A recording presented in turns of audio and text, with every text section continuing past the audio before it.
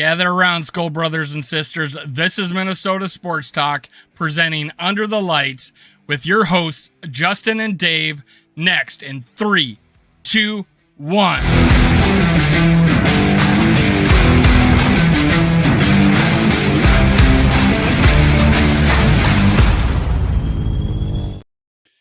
Gather around, Skull brothers and sisters. This is Under the Lights, brought to you by Minnesota Sports Talk. Thanks for showing up again and again.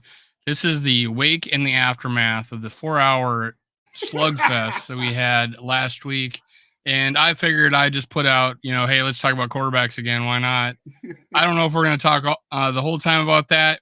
But hey, Justin, thanks for showing up. What do you introduce yourself again to our fellow, plug your show. Let's do that.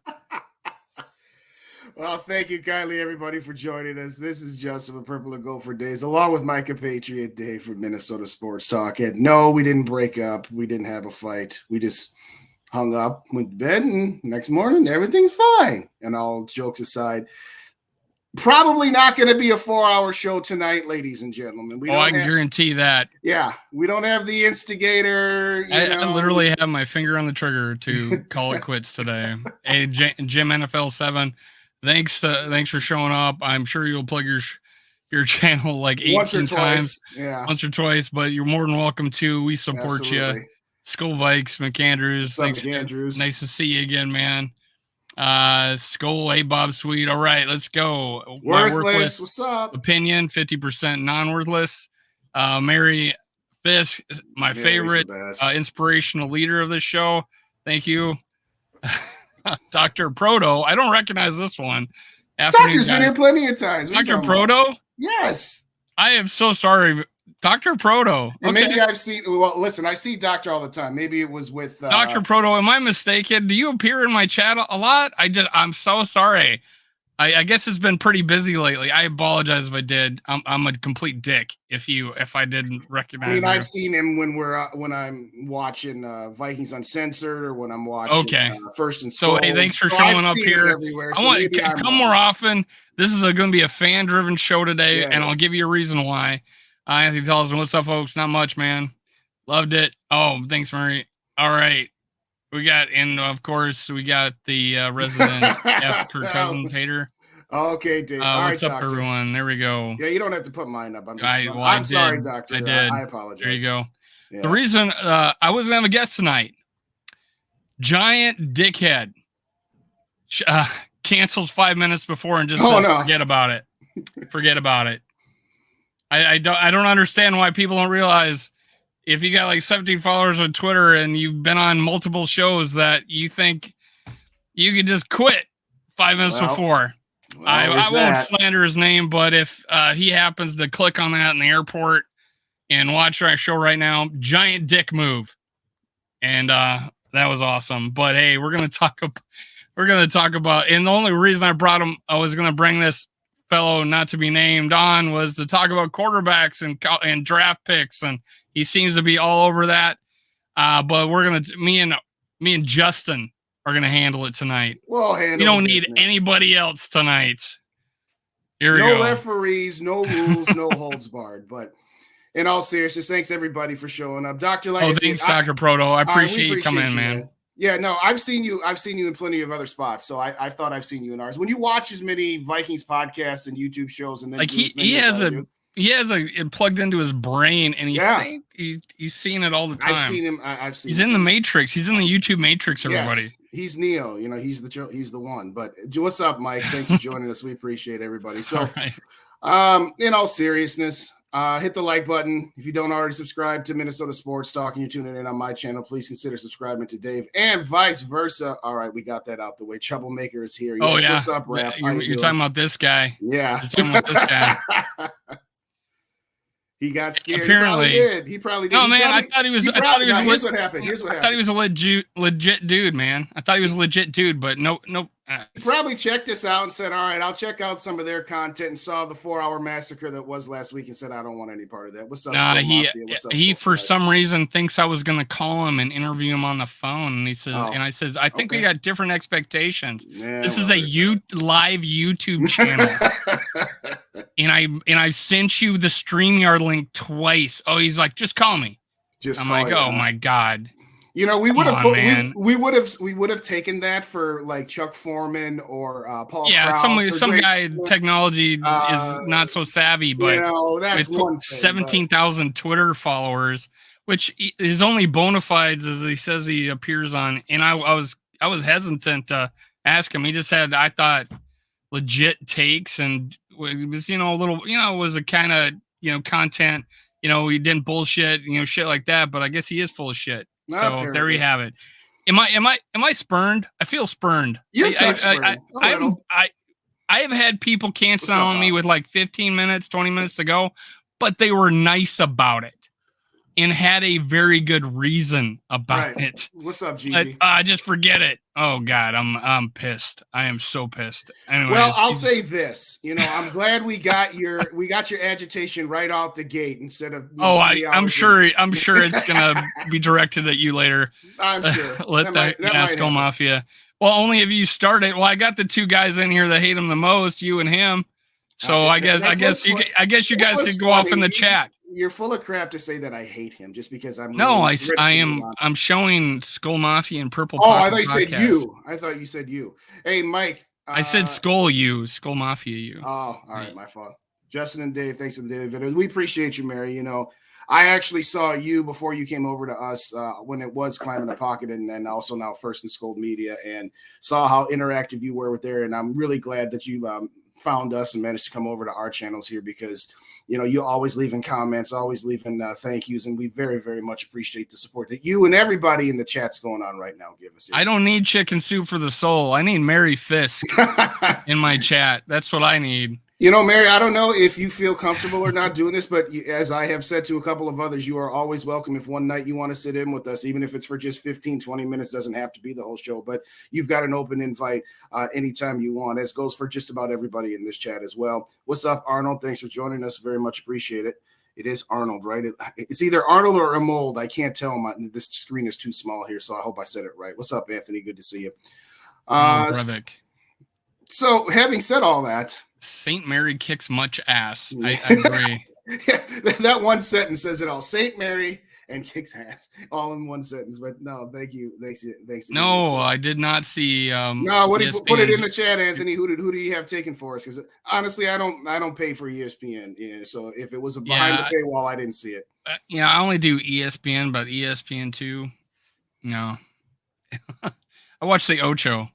That's what I watch. No, I'm kidding. Oh, I'm sorry. ESPN2. I thought he was saying, I read it wrong. I thought he was saying he's 2.0 on ESPN. So I figured it was behind the firewall. Oh, maybe it is. So, well, Anthony, it's not a joke. All right, let's start off the bet with Hendon Hooker. We'll work our way backwards there. So Hendon Hooker. Was that what he said? That's what Anthony just put in. Was it? And a lot of people, what's the other guy? Mel Kiper had us taking Hooker at 23 as well. What do you think of that idea? Let's start with that. Me? Yeah. I don't want to draft Hooker at 23.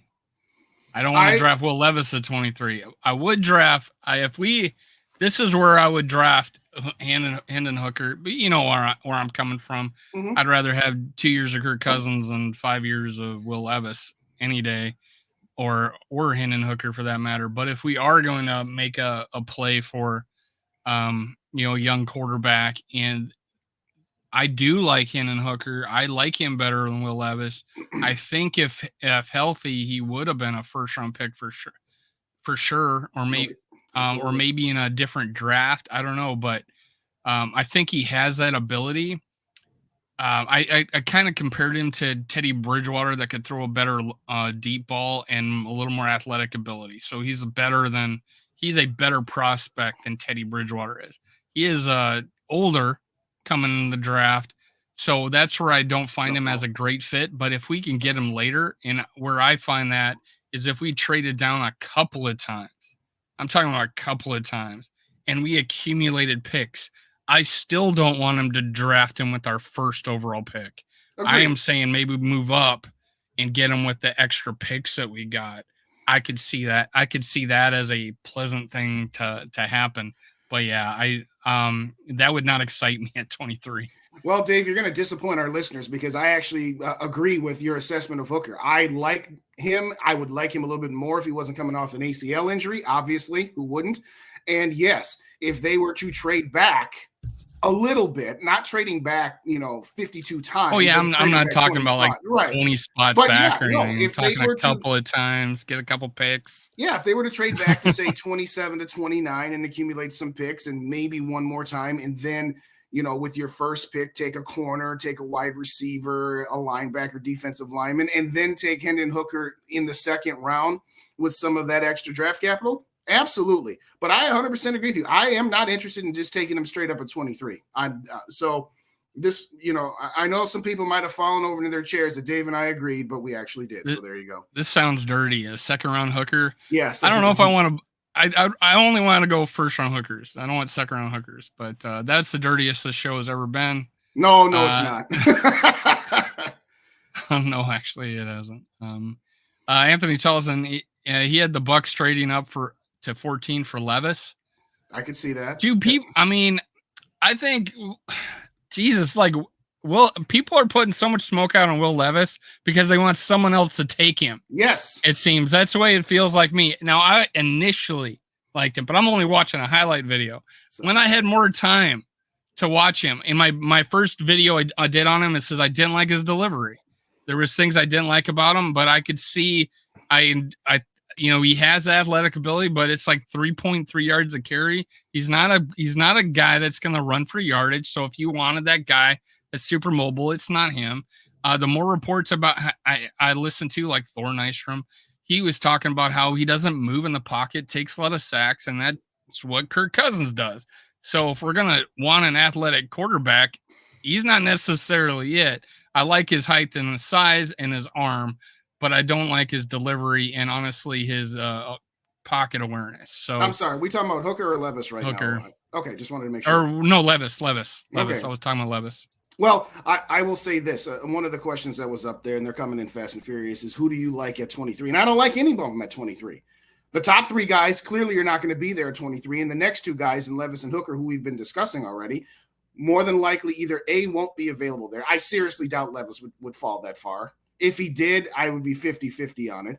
And I don't want Hendon Hooker at that pick either. So honestly, I don't think if the Vikings take a quarterback, it will be with the 23rd pick because it's not the right value. Yes, if by some stretch of the imagination, one of the top four was available at 23, that's one thing. But I would say if you're going to go quarterback, and we'll get into a little bit of this, and shameless plug, I dropped a video this morning that went through all of these different options that we could go with there. But at the same time, no, I am not taking Hendon Hooker at 23. I seriously doubt Will Levis falls at 23. If he does, I quarterback could be talked into it, but it wouldn't be my first choice, to say the least.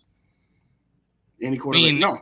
AR is only – I know the first two guys, right? Stroud and Bryce Young, right? So right. Most likely. Only got – and then – well, and there's talk about AR going higher than one of those two. I don't know if that's again, I believe in nothing. Subterfuge, yeah. I believe absolutely fucking nothing. I agree. I'm dropping F-bombs today because Chad Forbes, I said his name. Go get him. No, I'm kidding. Don't go get him. But anyways, I am.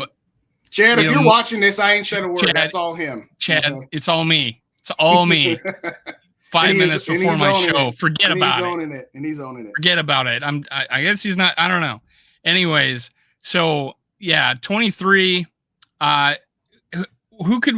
First of all, what could we package to get up into the top 5 to get? Which is apparently what it would take. Yeah, let's just say AR. Top 3. Let's just put our scenario like this. I don't like to live in fantasy land where there would be other teams with much more attractive offers. What would we have to do to get up there that would bypass someone saying in the teens that could move up there with 3 first-round picks, right? Our 3 first-round picks are lower, and they're not as attractive. We would have to do more, and would it be worth it? For a guy, keep in mind, everybody likes to talk about him. Dante Culpepper. Dante Culpepper set an NCAA record for completion percentages last year at UCF. This is not the same situation. AR is more athletic, better runner, probably has bigger and does have bigger hands. I think it's like 10.5 inches. So I like that. And he probably has a stronger arm, honestly, evolution, apparently. Right. I mean, these quarterbacks can throw longer, but Culpepper didn't have, he had a good arm too, but his completion percentage was much better. And but I figure athletic ability, he's not a speed demon like AR was, but he could move. He is very good in the pocket. He could evade rushers. Dante Culpepper. I don't compare these guys at all, though. As like, hey, ready for the NFL. I think Dante Culpepper was more ready for the NFL. But AR has to sit. He has to sit. I don't see him not sitting his first year. No, I don't either.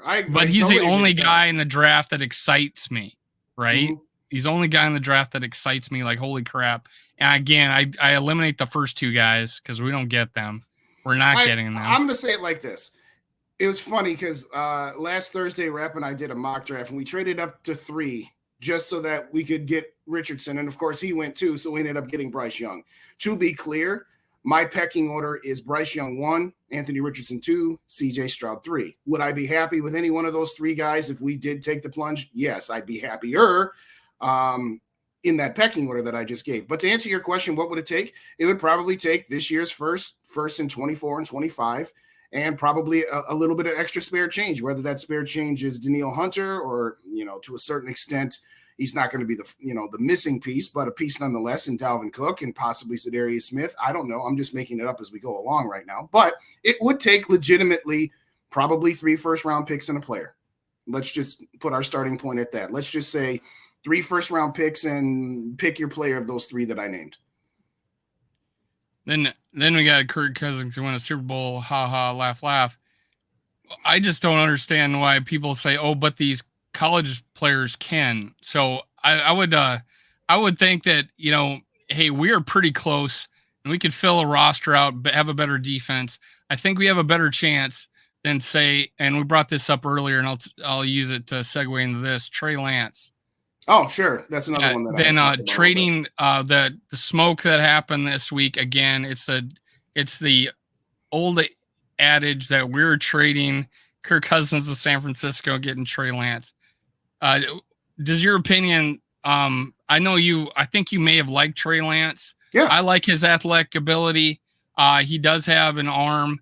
He did play in the Missouri Valley Conference, I think, where yardage could be had. What is that? Do you feel like that would be the way to go? How many years would we have him for? So he's been in the league 2 years. So he's got 2 more years left on his rookie deal, plus his 5th-year option, plus obviously the possible franchise tag. So I'll say it like this. One thing that I said, I've given up the ghost on the Vikings trading Kirk Cousins, particularly after. What's up, Knowledge? Good to see you. We hadn't mentioned your name yet, but we'll say it here now real quick. Even if you just traded for Trey Lance without trading away Kirk Cousins and let Lance sit behind Cousins for a year, I would be somewhat okay with that as well. If Trey Lance was coming out in this draft, I'd have him behind the big 3 and ahead of Hooker and Will Levis as an example. So I could go either way. You know me. I don't think that there's any chance that the Vikings would trade Cousins to San Francisco for Lance without straight up. It would have to also include, a 3rd-round pick this year or a 2nd-round pick next year that could conditionally become a 1st, depending on how far San Francisco went or what other those conditions would be. But if all you did was trade, say a 3rd-round pick this year or a 2nd-round pick next year for Trey Lance to have him be the heir apparent, that's certainly an option. But that's the heir apparent to sitting behind Kirk Cousins for a year. Yeah. Right? Yes. Yeah. There's, the whole trading Kirk Cousins for Trey Lance. You can still, it doesn't have to be that. It could be that, but that doesn't look like a good season this year. That's why I don't think the Vikings would want that to happen. I could see that and put my stamp on trading for a Trey Lance and having him and seeing what we got with them. Yeah. Then choose the, now that tag is what, 25, that 5th-year options is in the mid-20s by then, most likely. So we'll be paying that guy a 5th year, as who knows what he'll be like. But again, we'll have more cap space then, so it's the timing I would like about it, because we would be able to extend people and bring more players in, and then of course whatever draft capital. No on trading down. I don't see why trading down would not be an option if we don't like what we have, or we like a lot of people we have. I don't see why we would just avoid trading down if said quarterbacks, because everybody's I know Purple Pocket Podcast Rap, the Purple MLK. I don't know if he brings all the people together. He really anymore. So maybe you are the Malcolm X. I don't know. I'm just kidding. His channel is growing so much, guys. Leaps and bounds. He's one of the big players in YouTube now. My fanboy over here has got his hat on. Dr. Proto, tough to move up. Let's see here. What do we got here? We have a second round pick. His name is TJ Hawkinson. Yes, I've said that a dozen times. TJ Hawkinson is our second round pick. But the idea, I think, was brought up a little earlier. Try to get a couple second round picks. I don't think that happened. But if you trade down far enough, which I thought would have happened last year, we would have got another pick out of that in the second round. We thought we would have got next year's first, right? Or this year's first. That's the one part of Kwesi that he better redeem himself for this year. Yeah, I think that we moved up in the second. There was value in that, but we didn't think it was enough. Not many people did. I can see where it was a benefit because we did get a booth. But we traded down, traded back up. Yeah, we got the extra picks. Who knows? Ed Ingram doesn't happen if we don't do this. Do that trade, but it was, it didn't work out our first year because we got an injury, 2 injuries to our top 2 draft picks, but we'll see what that trade looks like after this year, I think. What do you think about that? Yeah, you got to give it you got to give it at least 2 seasons. I mean, again, I will go to my grave and I will go to for however long Kwesi and Kevin O'Connell or whatever the case may be. I don't care if Lewis Seen turns into a Hall of Famer. It was still, you got ripped off in that deal. You didn't get enough value back for it. If you're going to trade from the 12 down to the 32 and you're going to include your own second round pick, you better be getting a first round pick the next year, or you don't include your second round pick in the first place. And then they gave us their second though, right? Yeah, but they gave us their second along with the Rams first. So for trading up 20 spots, what I'm saying is that the Vikings also included the 46th pick, if I recall correctly. If you had not included that pick, you wouldn't have had to trade back up when you came back up. So all I'm saying is that one way or the other, you either needed to not include that pick, in which case we would have had. We got another pick too, though, right? Yes. And then what I'm saying is that by including our own pick, in my opinion, it made the trade not balanced enough for me. And now if you take that second round pick that was included in the trade, you take it out of that, then I like the deal. Or you get sorry, I didn't acknowledge your knowledge, but he reads ahead of me in the chat. I just said. What do you think of this? Trade Dalvin and 2 1s to who? That was back when we were talking about trading. When we were talking about getting up for Anthony Richardson. I would do that in a heartbeat. I don't think that would be enough. I think it'd have to be 3 1s. Yeah, I don't think. If we're not getting a third rounder for Dalvin right now, that means that people wouldn't value him, and I don't think they would take Dalvin and 2 1s and the contract. So, well, let me ask you this: maybe we would have to pay them. I think they would want us to pay them to take Dalvin Cook at this point with that contract. I mean, again, I am okay with Dalvin Cook being our starting running back this year. That's champagne problems, I think, personally. So I want to make sure that I'm understanding your scenario before I ask you to help me understand it. When we're talking about let's not draft a quarterback this year, let's get one next year. When if I'm wrong, please correct me when I'm finished. You're suggesting that the best move is to extend Cousins and take a quarterback next year. When you say that, are you saying extend him for 1 additional season or 2 additional seasons? Just so that what have I said? And what did I say in our last 4-hour session? My understanding, if I recall correctly, as best as I can remember that monstrosity, is that you wanted him to be extended for 1 additional year, correct? Correct. There we go. I guess what my question to you would be, if if he's already rejected a 1-year extension, what makes you think that after this season he would be willing to take a 1-year extension again at that point? I don't know what he would do. So then what's the plan? And I'm also not opposed to drafting a quarterback this year, even with the extension. Yeah, but you said that your preference would be to do it next year. Was what I thought you said, right?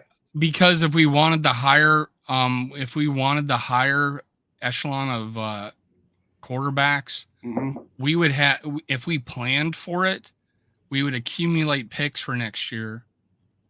We would honestly, if you trade a guy this year, let's say a Cook or a Zadarius Smith, and you take picks next year, you might get better picks from it, more value in those picks. And if your plan was, okay, I like the quarterback market, maybe they don't, right? Maybe they don't. Maybe they think it's this year. I'm not opposed to either year. I'm just saying this year we got 5 picks. I don't know how anybody could not disagree with the fact that we don't have a lot of ammo to move up right now. Not in this year's draft. No, we do not. Okay, right? So let's play. So I'm thinking. So me personally am thinking we could make that happen. And I know I got 2 guys in here already laughing about, next year. It's always next year. Well, when you got a plan, it's not about, we'll get them next time. No, it's a plan rather than anybody but Kurt. I'm just saying that we don't have the picks now. We could have them if we did the things to get those picks to be able to move up.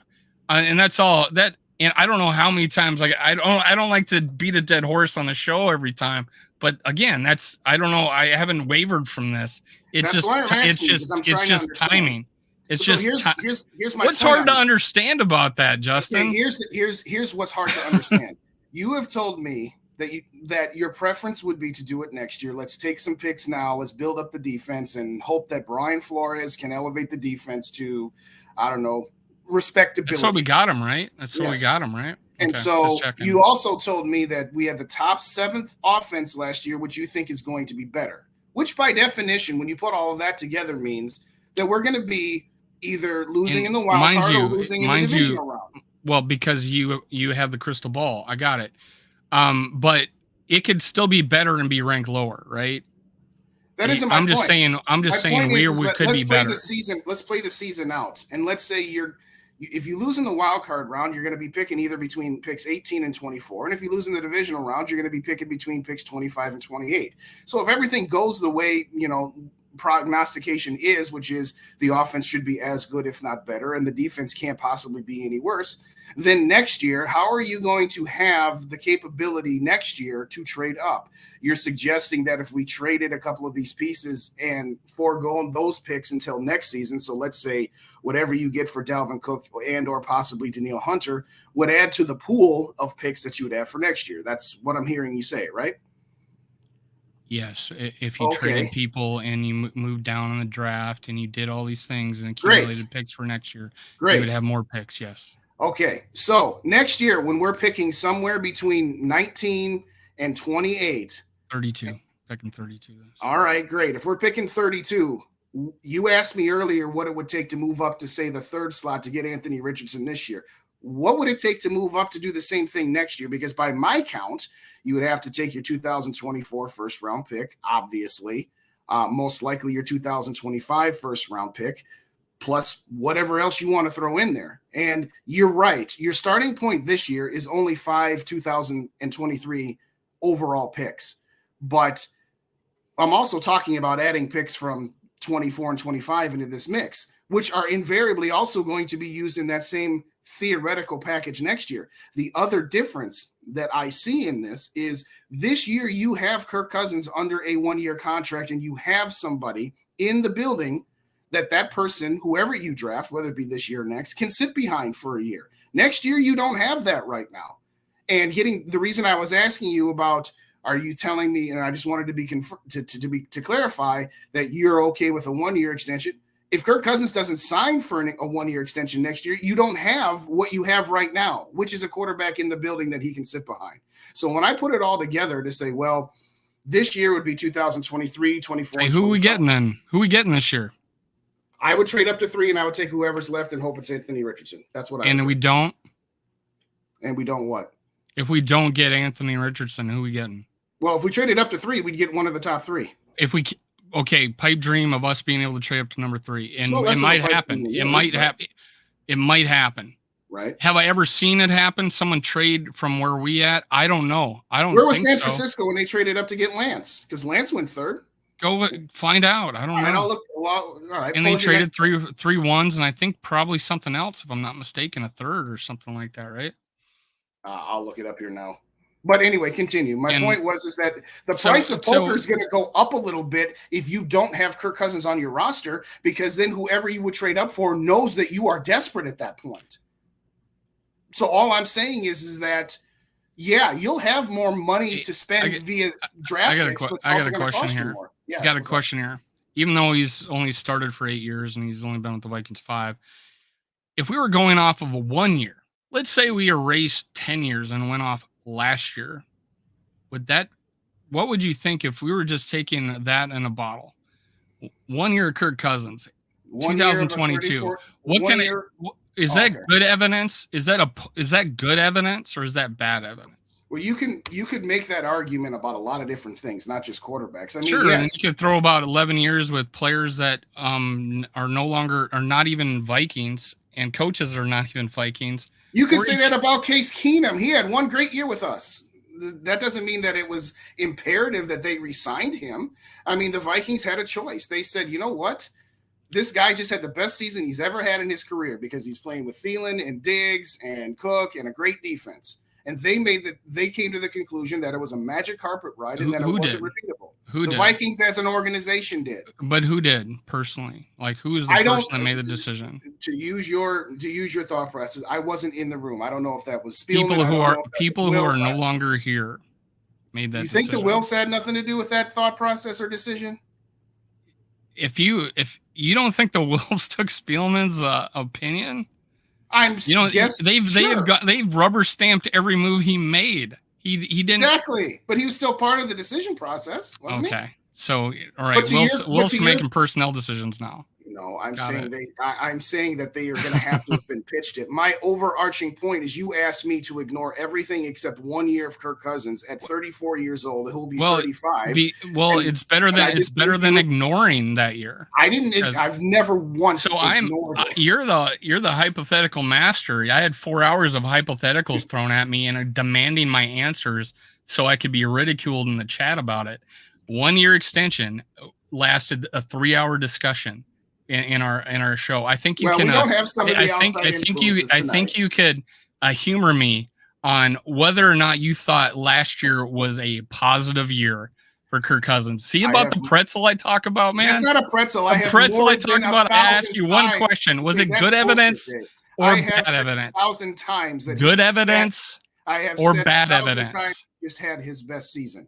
And you asked me to look at that. Great. I'm looking at a quarterback who will turn 35 at the beginning of this upcoming season, who just had his best season, who has 1 year left on his contract. What is it that? How do you feel about a quarterback having the same play caller for the first time in 8 years and having the same line for the first time? I don't understand. Where are you going? Do you feel good about that? Do you have positive things? You have positive things about what this season could come up with. I believe this season could very easily be a repeat where we absolutely are the kings of the North and absolutely have a better than 70% chance of getting to that wild card round and about a 10% chance of getting to that divisional round of the playoffs. And the other 20% would be if something disastrous happens, we don't make the playoffs. Yes, I feel very good about the possibility that this coming season we could end up losing in the divisional round of the playoffs and not the wild card. That's positive because that's progress. By the way, side note real quick, to answer your question, the San Francisco 49ers traded their 2021, 2022 first-round picks and their 2023 third-round pick to get Trey Lance. So 2 firsts and a third. Now, I'm still looking to see where San Francisco was in relation to that, because that's a logigical question and a very relevant one. They were coming off like an 8-win season, if I'm not mistaken, wasn't it? Like it was a bad season. Let me see if I can find it here. But anyway, continue. things being a little slow because I've partitioned this to not take too much juice and have my pitcher be frozen up a bunch of times. So anyway, hold on. So let's shift gears a little bit because I'm sure we'll come back to quarterbacks. We always do. The fact that Cook, I don't know, the smoke happened again. Miami inquiring about Dalvin Cook, the second oldest story of the Minnesota Vikings. Because that's the two things. We're trading Kirk to San Francisco and Dalvin Cook to Miami. However, this one makes absolute good sense because they did need a running back, and he is from Miami, and he broke their back when we played him. Even though it was just one run, he broke their back, and I think he would thrive in Miami. Tell me in the chat what you guys think about that, and Justin, what could we get for him at this point? I think we wouldn't be able to trade him until people are assured he's healthy. Otherwise, I don't want a 6th or 7th round pick for this guy. Yeah, that Tom Pelissero report yesterday about how Dalvin Cook is making progress. Thank you, Gigi. Yes, it was pick 12. So yeah, it wouldn't just be 2 firsts and a third. It would be 3 firsts and a third, or 3 firsts and a player, like I said originally. So that sounds about right. As far as Dalvin Cook goes, so he's not getting San Fran pick 12. San Fran was pick 12. Yes. And they moved up to what? 3? Yes. Okay. And it took 2 firsts and a third. Yeah. What would it take for 23rd to 3? Like I said, 3 picks and a third, or 3 picks and a player. So that's the thing. That's what I'm talking about. It would be 12th to 3rd was 2 firsts and a third. What would 23 be? So that's why I'm thinking, again, that the ammunition we have to build has got to be greater than what we have right now. Like, we don't have a second. So having a first and a second next year and whatever we can accumulate, that's a plan. This is, AR-15 or we're screwed. In this draft, if we want to get a quarterback, because we're not excited about Hendon Hooker, although I like him. We're definitely not excited about Will Levis. I know some guys are, but that's what I'm saying. Okay, I want the 1 year of a guy I know can play another year. You'll still have him again, but if we don't get a Q, we're betting on getting a QB this year, and that sounds of desperation to me. And we had that desperation one time, and it sucked. And we shouldn't be desperate. We got a guy that played his ass off this year. So we shouldn't be desperate, and that's my viewpoint on it. And again, I'm not arguing your viewpoint. The only thing I'm saying, Dave, is this year we just said 23, 24, 25 first round pick plus a third or plus a player. Next year it will be 24, 25 at minimum, if not probably also 26 and a player and a third. So what are we talking about? The differences. The difference is that we're talking about this year's 23. 23rd pick versus the 2026 first round pick, because next year, again, if we don't have Kirk Cousins on roster, and that will be determined before free agency, then any team that we trade up for knows we are desperate, and so we have to consider either signing somebody else for a year or starting the rookie right away. We had leverage before the draft. We lose leverage. We have less leverage after the draft. If after the draft we don't have a quarterback to succeed Cousins, we now don't have leverage if we wanted to extend him. He has more leverage now. And that was my point. Who does? You don't think Cousins – I'm asking. No, I'm asking. Cousins has more leverage after the draft if we don't get a QB than he did before the draft. I think you're offering a discount before the draft because you have less leverage. You're a 34, going to be 35-year-old quarterback. You have less leverage going into the draft. Because they may take somebody. After the draft, they don't take anybody. Where does the leverage start to lean to? Well, okay, I see where you're going with that. Ultimately, I don't think this is a drop in the bucket. I mean, obviously, it goes more to Cousins because you don't have an heir apparent anymore. And now and you're not assured of one next year either because it's in the future. Which right? is why I would do it now. Yeah. And if you don't, again, you're committed to that third, get that third. But we've already showed what it would take to get to 3 from 12. Yeah. It's the same art again. Next year, it will cost the same amount, if not slightly more, because we will have less leverage. We will have less leverage with other teams because other teams will be like, they don't have a succession plan. They need to come up and get one of the top 2 guys in this draft. So I hear what you're saying, and I agree with it. Write that down, ladies and gentlemen. I hear what you're saying, and I agree with it. And all I'm saying is that you're thinking about this year and the pendulum swing about leverage, and I'm thinking about next year's pendulum swing about leverage. If you play this season out and it goes as well as anybody could hope it for, the offense improves, the defense improves, we get to the divisional round and maybe we're actually competitive in it, because if we had beaten the Giants, we all know San Francisco would have spanked us. We wouldn't have been competitive at all. Then guess what? You're lower next year. So part of this leverage and part of the cost of doing business is the fact that right now at 23, that if everything goes the way we hope it does, you're going to have a lower pick next year. That's all I'm saying. I agree with what you're saying. We'll have a second round pick next year. We still have that second round pick next year right now, don't we? We can still trade that second round pick right now, can't we? Picks in now are worth more than the ones in the future. This is very, very matter true. Of fact, because you don't know where that second round pick will be next year. And the prices of today are also lower than what the prices are in the future too. So it cuts both ways. But to circling back to the question that you had said to me about Dalvin Cook, the fact that Miami has re-signed a bunch of its running backs, I think that deal is next. Yeah, I thought so too. But hey, they were inquiring again. Well, I guess I don't know, or maybe it's old. Part of That's it why is, I hate this crap. Yeah, part of it is subterfuge. Part of it is, and I said this in my last 2 videos. Journalism 101: information is disseminated by either the player/player agent or by a team, and sometimes it's true, and most of the time it's not. But it's put out there to drum up leverage. It's put out there to drum up, for example. Maybe the Vikings never received an offer for a trade on Dalvin Cook, but they said they did to try to stir up a trade market for Dalvin Cook, as one example. You're right. This report of whether the Vikings and the Dolphins were in talks, was that before or after they re-signed half the running back stable? Don't know. That being said, I don't think there's any chance he gets traded to Miami. Let me explain this for the last time. We've already talked about it for 30 minutes with me and Justin. Rap. We just showed you that the 2 first and the third got from 12th to 3. We're at 23. I've said it's going to take more than 3 firsts because our picks are worse than the team at 15 or the team at 12 or all those teams between 3 or 4 and 22 have better draft picks than us. Okay, so that's all I'm saying.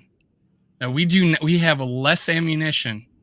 I think he was responding to any of those teams. If, in fairness, I think what Rap was you do a lot of speaking for him. This is pretty obvious. 3 firsts matter whether it's this year or next year. 3 firsts matter this year or next year.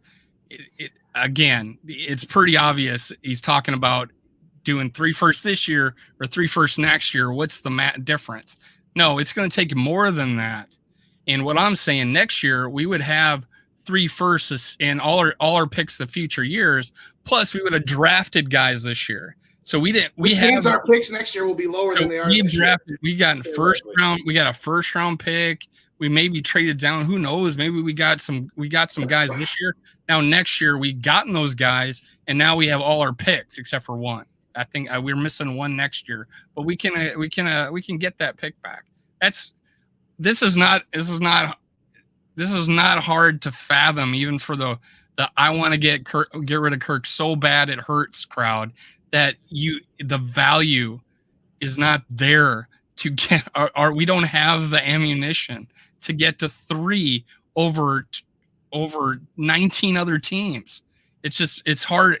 I know the desperation to get rid of Kirk sometimes does cloud judgment here, but God, that's a huge climb.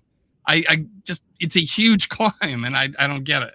Why that's not hard to understand. It's not. We're not trying to understand that. What we're trying to say is that at this point we're willing to pay that price, and all we are saying is that again, if this team gets better defensively and if this offense is the same or better, then our starting point next year is going to be lower than 23. So to your point, all of our picks next year that we have more. No, you said we're going to lose in the divisional round. So, I mean, we're going to be at the same spot. You had the crystal ball, remember, the divisional round. We didn't know that. Again, the wild card losers pick between 19 and 24. The divisional winners pick between 25 and 28. And you asked me for positivity earlier, and I said, yeah, if Flores works his magic and makes this defense respectable, and as you said, the offense is the same, if not better, then yeah, we'd probably end up in the divisional round of the playoffs, which means our starting point next year is lower. I want to know what East Coast Gridiron was broing about. I don't know. help us out, man. I want to hear from you, man. I got a lot of rap. So next year you have pick 28, and that's easier. According to you, Dave, since we will be better. Yeah. If we damn near make the Super Bowl, holy shit, we make the NFC Championship game. You know what GMs do when your quarterback takes you to the NFC Championship game? They probably want you back. So unless you're the Chiefs, but Chiefs had a guy get him to the division. Just draft Mahomes, right? Just draft Mahomes, right? Yes. No, draft somebody. Nobody thought Mahomes was good, right? I never said that. Don't say I said that because I didn't say that. That's not true at all. I didn't say you said that. I don't know what you said about him. Well, you and I are the only ones talking here tonight, my friend. So at the end of the day, to wrap the Dalvin Cook thing, because I don't think we've actually ever wrapped it. No, he's not getting traded to Miami. Could he get traded somewhere? Yes. What is a reasonable expectation for him? A reasonable expectation is probably a 5th round pick, unless he can be part of a package deal. Like I said, to me, I wouldn't trade Dalvin Cook for a 5th round pick. I would try to package him with a bunch of other stuff to just say, all right, because the realized value, if, for example, I'm just making this up right now, the realized value of trading your next 3 first-round picks, including this year, to Arizona and Dalvin Cook, and maybe a 4th or something else, you're realizing more by keeping him or putting him as part of that package than you would be for just trading him straight up. But I don't think Dalvin Cook will be on this team next year. I'm just going to leave it at that for right now. What we can get for him, I think that they've got something lined up. I don't think that they would have waited this long.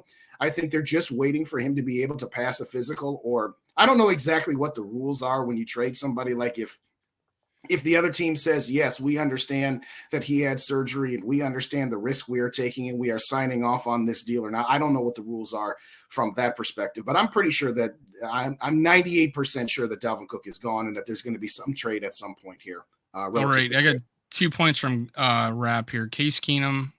You ranked him the top 5 quarterbacks, not you, but Rap. You ranked him top 5 quarterbacks of all time for the Minnesota Vikings. I do disagree with you. I think they made the right decision. We weren't going to pay him, I don't know, $18 million. Again, that's what he got. Then you go on to say, Favre, we signed him the next year. We signed him the next year, the NFC title game. He got injured. So he had an arm injury. So he ended up his Iron Man record was broken because of injury. So you made 2 different examples of quarterbacks. I don't know which point you're making. We did re-sign Favre. I'm guessing he's responding to when you said just take this past season of Kirk Cousins. You don't need to speak for him. I'm answering your question. Jimmy Garoppolo. I don't know what you're talking about. My co-host here says that Kirk Cousins would have had a better shot of winning the Super Bowl than Jimmy Garoppolo did on that same team. I don't know. I don't know. You tell him. Do you think Kirk Cousins or Garoppolo? At this point, Cousins. All right. 3 years ago, Garoppolo, yeah. I'd take Burrow, Lance, Lawrence, Herbert, Hurts, Josh Allen. So would I. 99% of everybody. Herbert still hasn't showed me anything as far as taking his team to the playoffs, but and or playing well against us. So that's all I got to go off of. But obviously, he's a physical specimen. And he got to the playoffs last year. I mean, he lost in the wild card round, but he got there. Did he? Yeah, he lost to Jacksonville. They were up 27. Oh, so is the time he did get in the playoffs? He had was a 27 point. Yes, at 27 point deficit. Wentz, I don't know what we're talking about there. No, I mean, going into this season, I thought I did talk about it, that he would be a guy, or what's his name? He used to play for Hawaii, played for Atlanta. Why can't I think? Anyways, I thought it would have been a bridge quarterback. We could have had a bridge quarterback, why we got somebody. To be honest, all this moved because each team has what they think is worth draft picks, and is a first round pick, and Danielle Hunter may be worth it to move to 3. Not with only 1 year contract. I say that again. What's he saying? He's saying first round and Danielle Hunter be worth a move to 3 from 23. First round pick and Danielle Hunter to get to 3. Yeah. So 29-year-old edge rusher on a 1 year contract, in the final year of his contract, I don't think happens pre-draft. Right. I don't think that happens pre-draft, because this would be kind of a thing where they would have to agree and work out a extension. And then again, he's 29. So let me make sure I'm understanding this. He's saying that a first and Danielle Hunter is all it would take to get to the 3rd pick. I'm not holding it against him. It's his opinion. I don't agree with it. If that's the case, you run to the fax machine. What do we got here? Trey Lance was a sweepstakes pick, and 49ers played a game to snag him because he was such a wild card. Yeah, I think that's the same thing with AR this year. I think he is a wild card. But let's talk about Lance, because a couple people had said that, the Lance ID intrigued him. Okay, so they traded up for him. They redshirted him his first year. And then he got hurt in the 4th game this season? Is that right? 3rd or 4th game, somewhere in there. Okay, so he had a season-ending injury. Why are we so willing to immediately write him off? I don't mean we as in you and me. I'm just saying in a general sense. Why is it that? Because again, let's just say right now, let's just say you could get Trey Lance for either this year's 4th round pick, which is ultimately Detroit's 4th round pick, or a 3rd round pick next year that was conditional to go up to a 2nd. Would that? And again, mind you, this is just trading for Trey Lance now, so you're keeping Kirk Cousins. So that you're not throwing Lance out there. Would that interest you at all? I would be okay with a 3rd, but I don't know about conditional 2nd. No, I'm saying a 3rd next year up to a conditional 2nd. So then I'm saying that's exactly what I'm saying. I'm just not sure I'd be okay with a conditional 2nd. I don't think he has a whole lot of value right now. Are we just going to, and part of me is like, do we just ignore how bad he played against the Bears? Even though it's the weather. One game in the weather. I mean, right. So we're going to make excuses. He's not able to play in the weather at Soldier Field. Okay. How did Kirk look in Green Bay last year? He looked like, it's one game. We're not going to determine everything on one game, are we? I mean, what else you got to go off of with Trey Lance? He hasn't played much. Well, that's okay. So the evidence that, to use a term been in the chat, the evidence is that Trey Lance got to play 3.5 games last year, looked like absolute garbage. And he played 13 in college in a subdivision. I get it. It's every bit as it's a crapshoot, and right now, it came up craps for San Francisco. And right now, currently, if we're gonna throw, if we had people that are gonna throw one of our 2nd round picks out the door because he's, because he got hurt and couldn't play, or our 1st, we can probably say that, hey, we're going to be in year 3 and Brock Purdy's ahead. An injured Brock Purdy is being told that he's above Trey Lance. It's not a competition. It's that we know Brock Purdy's better than Trey Lance, which is why you could probably buy low on him, and that's what does. And that's what San Francisco, the team that we think is a Super Bowl contenders each year, making great decisions on player personnel. And guess who was on? Worked for that team at one time, our GM. I don't know. I think that's why I don't think Trey Lance is coming here. But hey, I wouldn't be opposed to it if it was a 2nd day pick.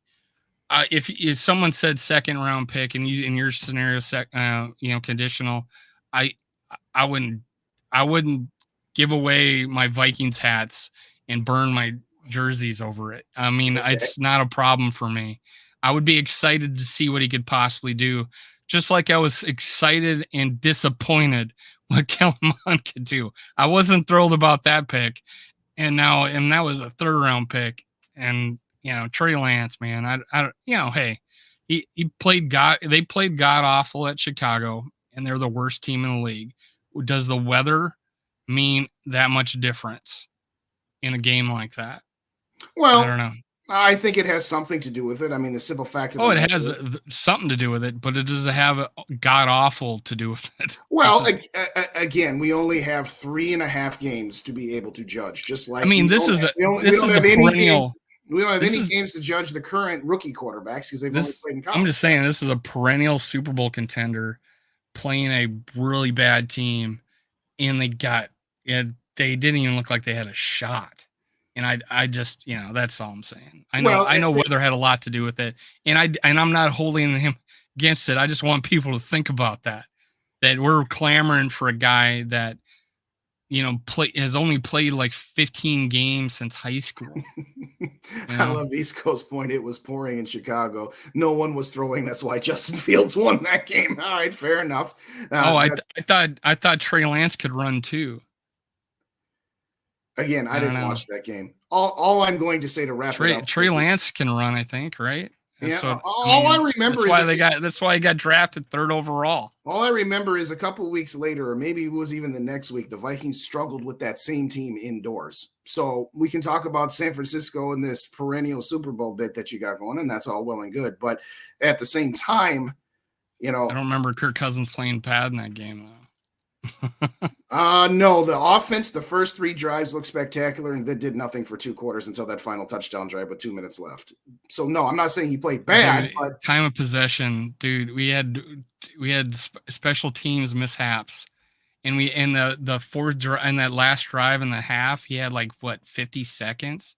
Yeah. All right, so you're gonna throw in we didn't do anything for 2 quarters, but what our special teams did. Come on, man, give the whole context thing. I did give the whole context. I said they were outstanding on their first 3 drives. We didn't score for 2. Yeah, you only talked about the offense. You know what? That was probably one of the worst showings of our special teams. We shanked that punt. No, Indianapolis was worse, but fair enough. Well, I said one of them. I didn't say it was the worst.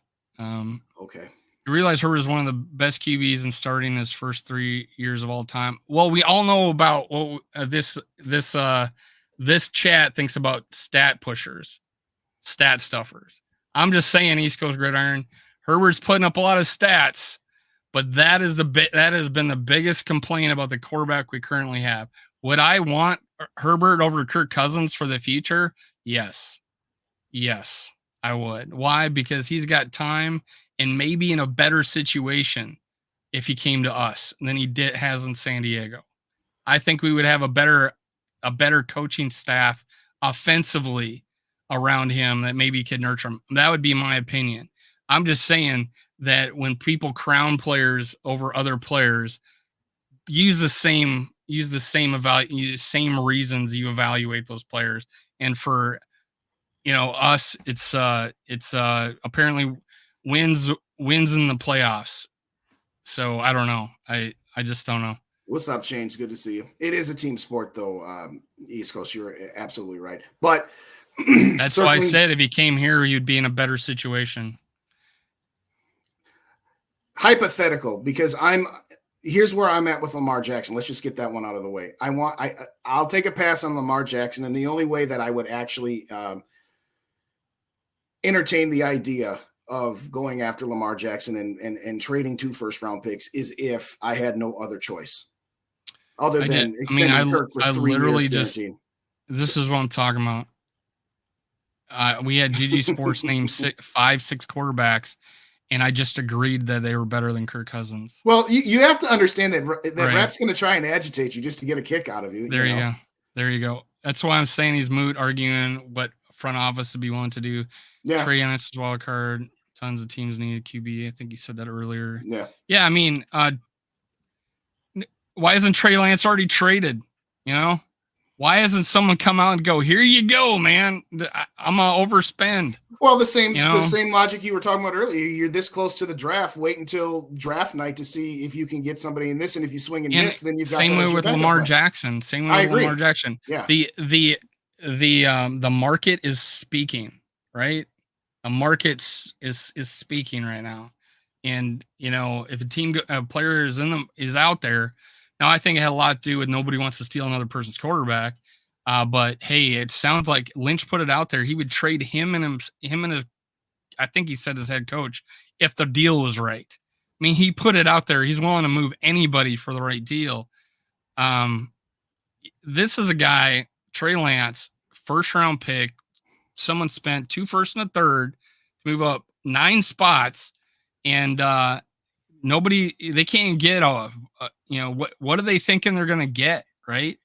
It doesn't sound like it's much, right? So honestly, the simplest way to put it is kind of like it's different because it's a quarterback versus a running back, but it's kind of like us with Dalvin Cook. What do we think we're going to get for him? Not much. So, I mean, did he have a bad game? I'm sorry. Who? Justin, did Kirk Cousins have a bad game against the Giants? No. All right. He had a very good game in the regular season. He had my mom calls me that, Mary. My mom calls me that sometimes. I don't know what you're referring to, but what's up, Change? What's up to She called me Davey. Yep, Davey. Davey. I guess it's me. I don't know. Yeah, there you go. I mean, I think we rid of you. Okay, so you read ahead on me. Yeah. Bro, the game score was like 10-12. That was 19 but whatever. All I'm saying is this. Let's move on. We don't need to beat this horse. Right? All excuses. All excuses, right? It's the weather. It's the weather. Yeah. Like nobody thought Chicago would ever have bad weather. All right. Okay. I don't know where you're going with that. Oh, what's up, Sarah? all the guys that want Kirk gone, making excuses. Dave, for Trey Lance. Let's take the chat out of this. Let's take the agitation from rap out of this for a second. I got Knowledge TV. He says it was terrible weather. That's why Trey Lance should be we should trade for Trey Lance. Yeah, because we're not going to see bad weather in Chicago or Green Bay, right? No, never. Let's take everything out of it for a second and let's think about it like this. You asked me a couple weeks ago why you thought that I thought it was so indefensible to want to extend Kirk Cousins for 1 or 2 more years. And that's fine. We have disagreement opinion. No, you said I was so far to one side that I'm pulling people with you. Okay. No, you actually said that. Oh my God, come on, live up to what you said to me, man. The point I'm making is that why is it so outlandish for somebody like me, regardless of where anybody else in the chat may or may not be? Why is it so outlandish for me to say I am ready to have a different era after the 2023? Why does that make me a Kirk hater? Why does it make me that anybody but Kirk Cousins sucks and everything else that you said? Why? I'm just flipping the conversation here. Why is that so bad for me to say I want to move on after the season? I openly said to you that as a personal, what's the word I use? Perfectly good. It's a perfectly good opinion. It's a perfectly good opinion, Justin. Well, you argue it with me that it's not. So no, forgive me, it's a perfectly good opinion, just like mine is. Okay, but then don't give me mine. Okay, fine. Mine was too crazy that I'm pulling all the Kirk stands farther to the Kirk stand. That's not how you argued it, though, Dave. You argued it that when I said I don't want any more extensions. I just told you that's a perfectly reasonable opinion, man. It is. But when I say I don't want any more extensions for Kirk, when you start throwing the crystal ball in there that we won't win with them, we can't win with them. We'll always be this. We'll always be that. That's when I think your opinion goes more into fanaticism. How is it fanaticism to say that hold on, let me say it. For my entire lifetime, this organization, well before Kirk Cousins, this organization is always stuck in the middle. Good, not great, except for one pop-up. And I got to hear it every show. And at the end of it, when I say, based on what I have seen for the entire 5 years this quarterback has been here, not just the past season, that I'm willing to say, you know what? I have seen enough of this configuration. And when I say configuration, I don't just mean the quarterback. All you hear out of me is that I'm putting it all on the quarterback, which isn't true. But for the sake of conversation, we won't argue that point right now. Let's what we compare the conversation between the quarterback and what you talk about the defense. You guys defended the defense. You guys defended the defense. You guys defended the. We would have never won 13 games if it wasn't for the defense holding strong in the fourth quarter. Now that's. I mean, why is it crap? You guys defended the defense for like 2 hours last time. We defended was you can't say it's all or nothing on one side or the other.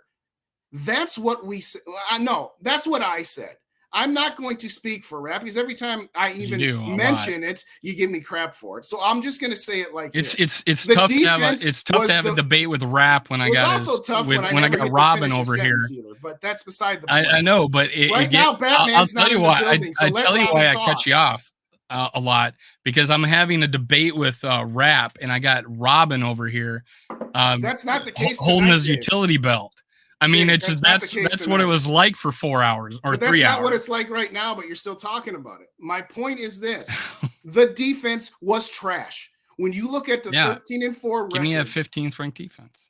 Great. We've had one in the past, except the quarterback wasn't as good at that point. That's not his fault. Yeah, of course. No, Kirk is a better quarterback right now. Great. How long is he going to stay this? How long is he going to stay this good?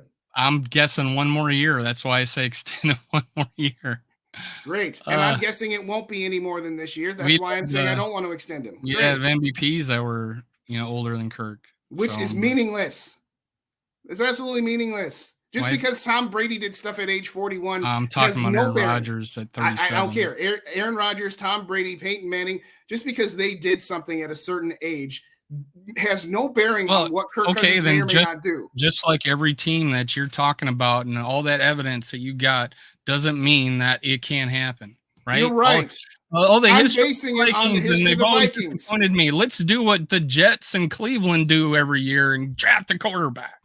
And trade our future and draft a quarterback because their method was so much better than ours. That's the same method that Buffalo used. That's the same method that Cincinnati used. It's the same method. How was Josh Allen his first 2 years? Garbage. Except when he was playing against us. But that's the one time. Yeah. And now Cousins and I am openly admit Cousins had a terrible game that year, and that was 2018. Yeah. And is now 2023. And the rest of the team around him was better. And now look what happened when he played Buffalo. So I'm like, okay. Okay, again. Is it? Let's slow down for a second, Dave. You want to downplay a little bit. When Cousins had a better team around him, he wasn't as good. So now you're saying he's better. Great. And what I'm saying is to build the team, the rest of the team back up to the level that it was in 2018 isn't happening overnight. It's going to take a year or two. And by the time the team gets back to the level it was in 2018 and 19, as a couple of examples, you're going to now have a quarterback that's a year or two or older. So, yeah, there's nothing. It's the Bill Belichick bit of get rid of a guy 1 year too early versus 1 year too late. That's all I have ever said. I have never once said that Kirk Cousins is garbage. I have never once overpraised or underpraised him, although you would probably say I have underpraised him. All I'm saying is that there are times last year where you do underpraise the defense. The defense didn't have all that much to be praiseworthy of, but once in a while, you have to consider this. When you are down 33-0 at halftime and you win the game 39-36, the defense only gave up 3 points in the second half. And oh, by the way, 14 of those 33 points that you were down by was an interception return for a touchdown because of a bad wide receiver route. And the other one was a block punt for a touchdown. So let's keep in mind that when we're down 33-0 at half, you can say the defense played pitifully. It did. But guess what? That's only 19 points that the defense actually gave up. That's not saying that the defense wasn't horrible. It's just pointing out that there is context involved. And if you're going to have a 30-some point comeback, there also needs to be context on top of the fact that the offense went on 5 scoring drives of touchdowns. You also have to point out that the defense didn't give up any more points. That doesn't mean that we're saying that the defense was equal to the task of the offense. It's saying don't try to say that the defense gets 0 credit. That's all. In case you guys want to watch if the complete recap of the game wasn't enough, I'll put the link in the description of this video below. Thank you, Mary. So you can relive it in its full glory. I know Justin did a really good job of going over the game. He does a good job doing that. Got it. And East Coast Gridiron is a team sport. I know he read this earlier. Yeah. And I'm usually the one talking about it being a team sport because give me a 7th ranked offense and a better defense, and we'll go farther, in my opinion. I don't know. I had made the point. Why do you think that I made the point with the better defense and this offense, we would have beat the Giants. I know that was not agreed upon this last show, but I think personally, if we did have a better defense, it would have went better for us.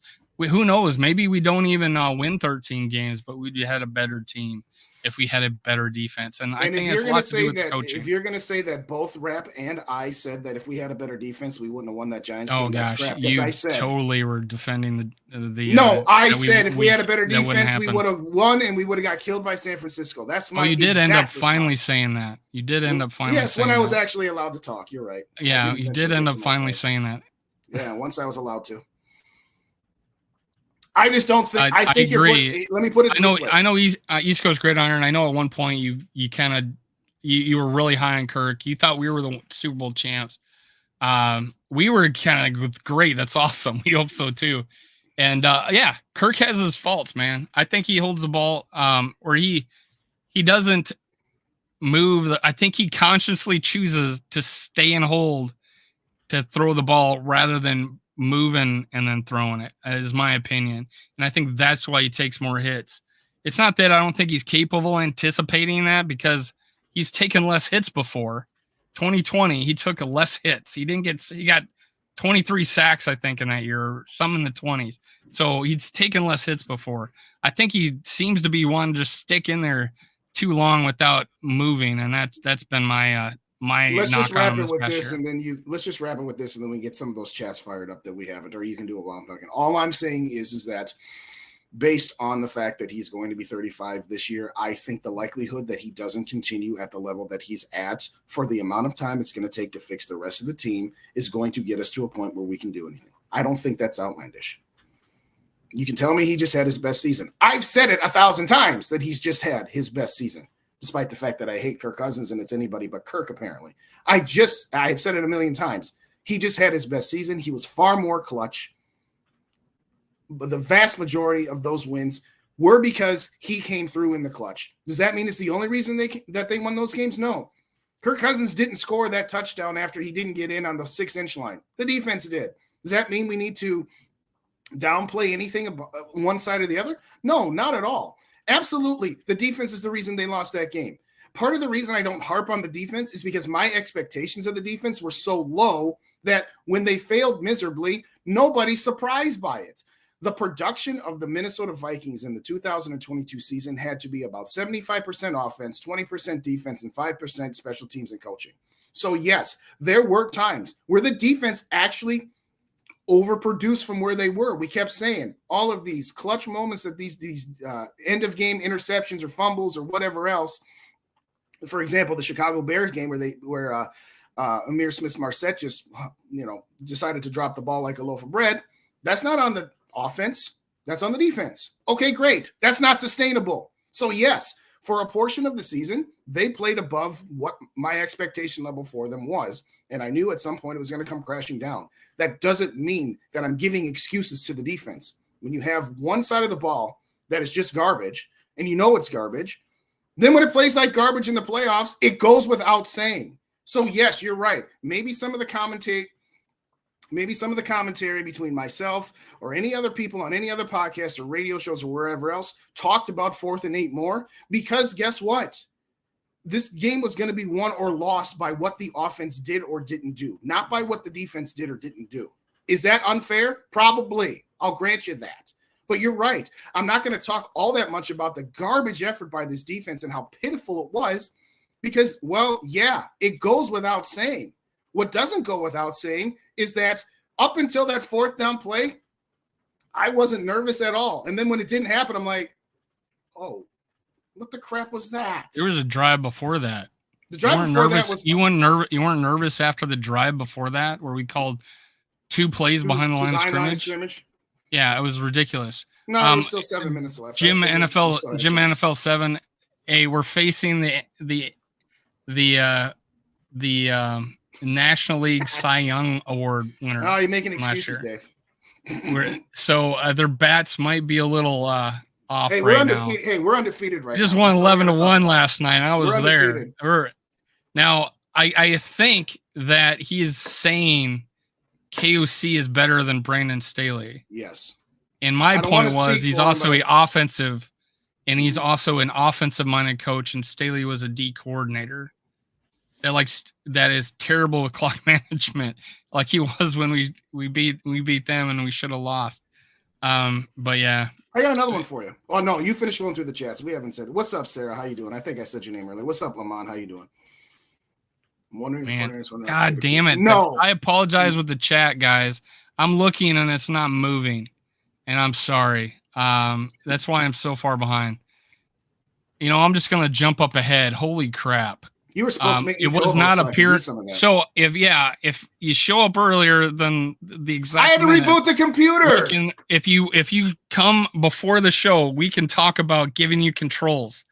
All you have to do is push a button in the back room and say make co-host. Yeah, it would be nice if I knew where that was. If we want to do that, that's great. But now it's like 3 hours later. Oh my God, Sarah's in here. See, there you I'm go, sorry. I'm skipping ahead. I'm sorry, guys. It's fine. I'm so sorry, guys. I don't know why it's not showing me there was more chats. We pay Kirk top check down money. Yeah. I have to agree. Defense lost the game. We all agree. Nobody disagrees on that. I don't know. I was wondering last week. No, Dave. There's a point of joking and there's a point of firing back at Rap, who's always trying to get you going. But at no point did either of us, in any serious matter, say that the defense didn't lose. I had to go to your pie chart of disappointment to finally get you to agree that it was. No, you didn't. It was the defense. The first thing I said was the defense. You probably didn't hear me because you're too busy yelling at me. The Zone Pocket. Hey, Zone. If you're listening, man, I wanted to get you on tomorrow. Can you join tomorrow? I'm putting my email address. You wanted to come on one of my shows, man, and I want to get you on. I'm putting MN Sports Podcast at Gmail. Email me, and I will give you the stream for tomorrow, man. Check down money.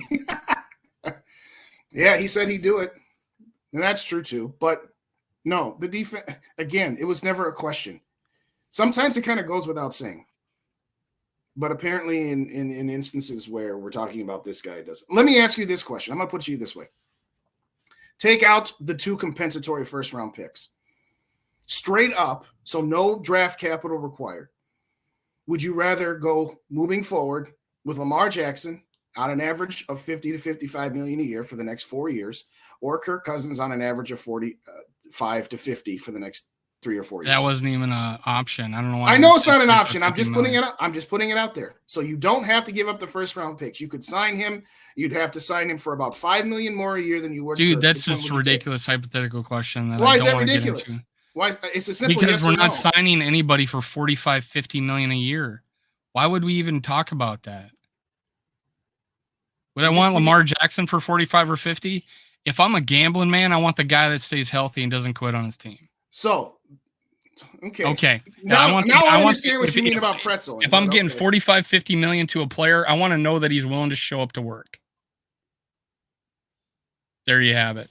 So it's not just about the draft capital. It's a silly. It's not a silly question. It's a simple question. You would I don't want anybody for 45, 50 million. I don't want anybody for 45, 50 million. And a while ago, you didn't either. That's the market value for these quarterbacks, isn't it? So yeah, and I don't want them. I don't want Lamar Jackson.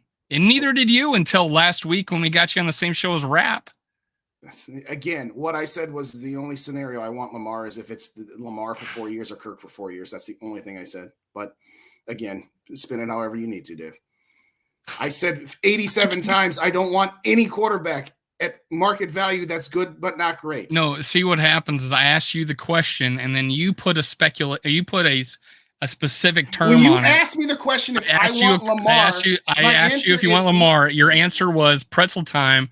Hey, only if you're giving me the question of I want him for 4 years or him for 4 years. That was not my question. My question was last week, you didn't want a Lamar Jackson and why is rap wrong? And you went into, I would rather have Lamar Jackson if Dave, I wanted both these guys for 4 years. videos on Lamar Jackson before we did our show, and they both said the same thing. I don't want Lamar Jackson for 2 first-round picks and 50 to 55 million. The only scenario that I would even consider it is if my only choices were to extend Kirk for 3 more years. Dave probably thinks Angel Reese was wrong for her Fester too. I'm not even touching that, so don't put me in that cat one way or the other if you're going to answer it or not. But my point is that yes, if I can't get one of those quarterbacks in the draft this year, and I can't trade for Trey Lance. Talking about girls basketball. Yes, he was apparently. All right, that's wow. All right, give him a top wide receiver like JJ. Well, there's something to be said for that. But yeah, I mean, give anybody JJ, but anybody can throw to JJ, right? Because no, only Kirk can. He's the only one. So everybody can have a receiver, get 1,800 yards when it's only happened 4 times in history. That's not that is such spin, Dave. What did I say? I said if Kirk I didn't say you. I'm talking about the wide receiver JJ in rap saying anybody can throw to JJ. Anybody can. That doesn't mean he's always going to get 1,800 yards. Right. So I'm just saying that you put some credit where credit's due that only 4 people, I think, in history has ever caught more than 1,800 yards. And one of the quarterbacks was Kirk Cousins. To say anybody could do it or just, hey, he would be the same player.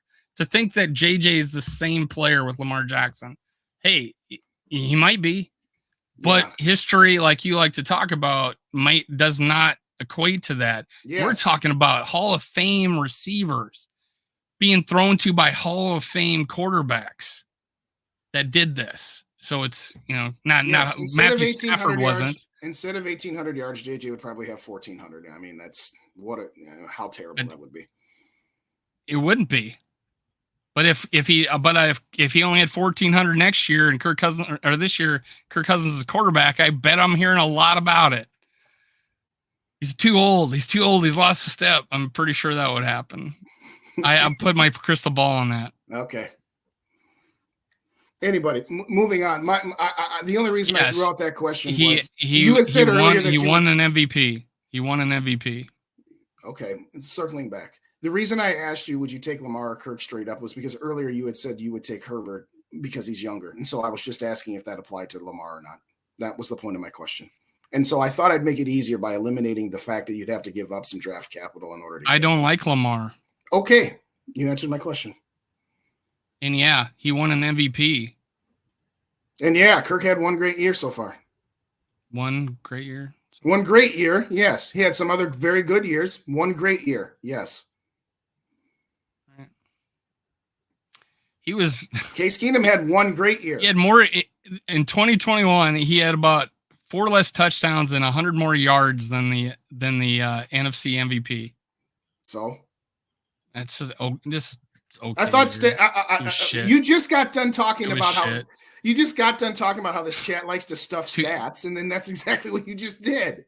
No, I said they don't like stat stuffers, and I'm comparing.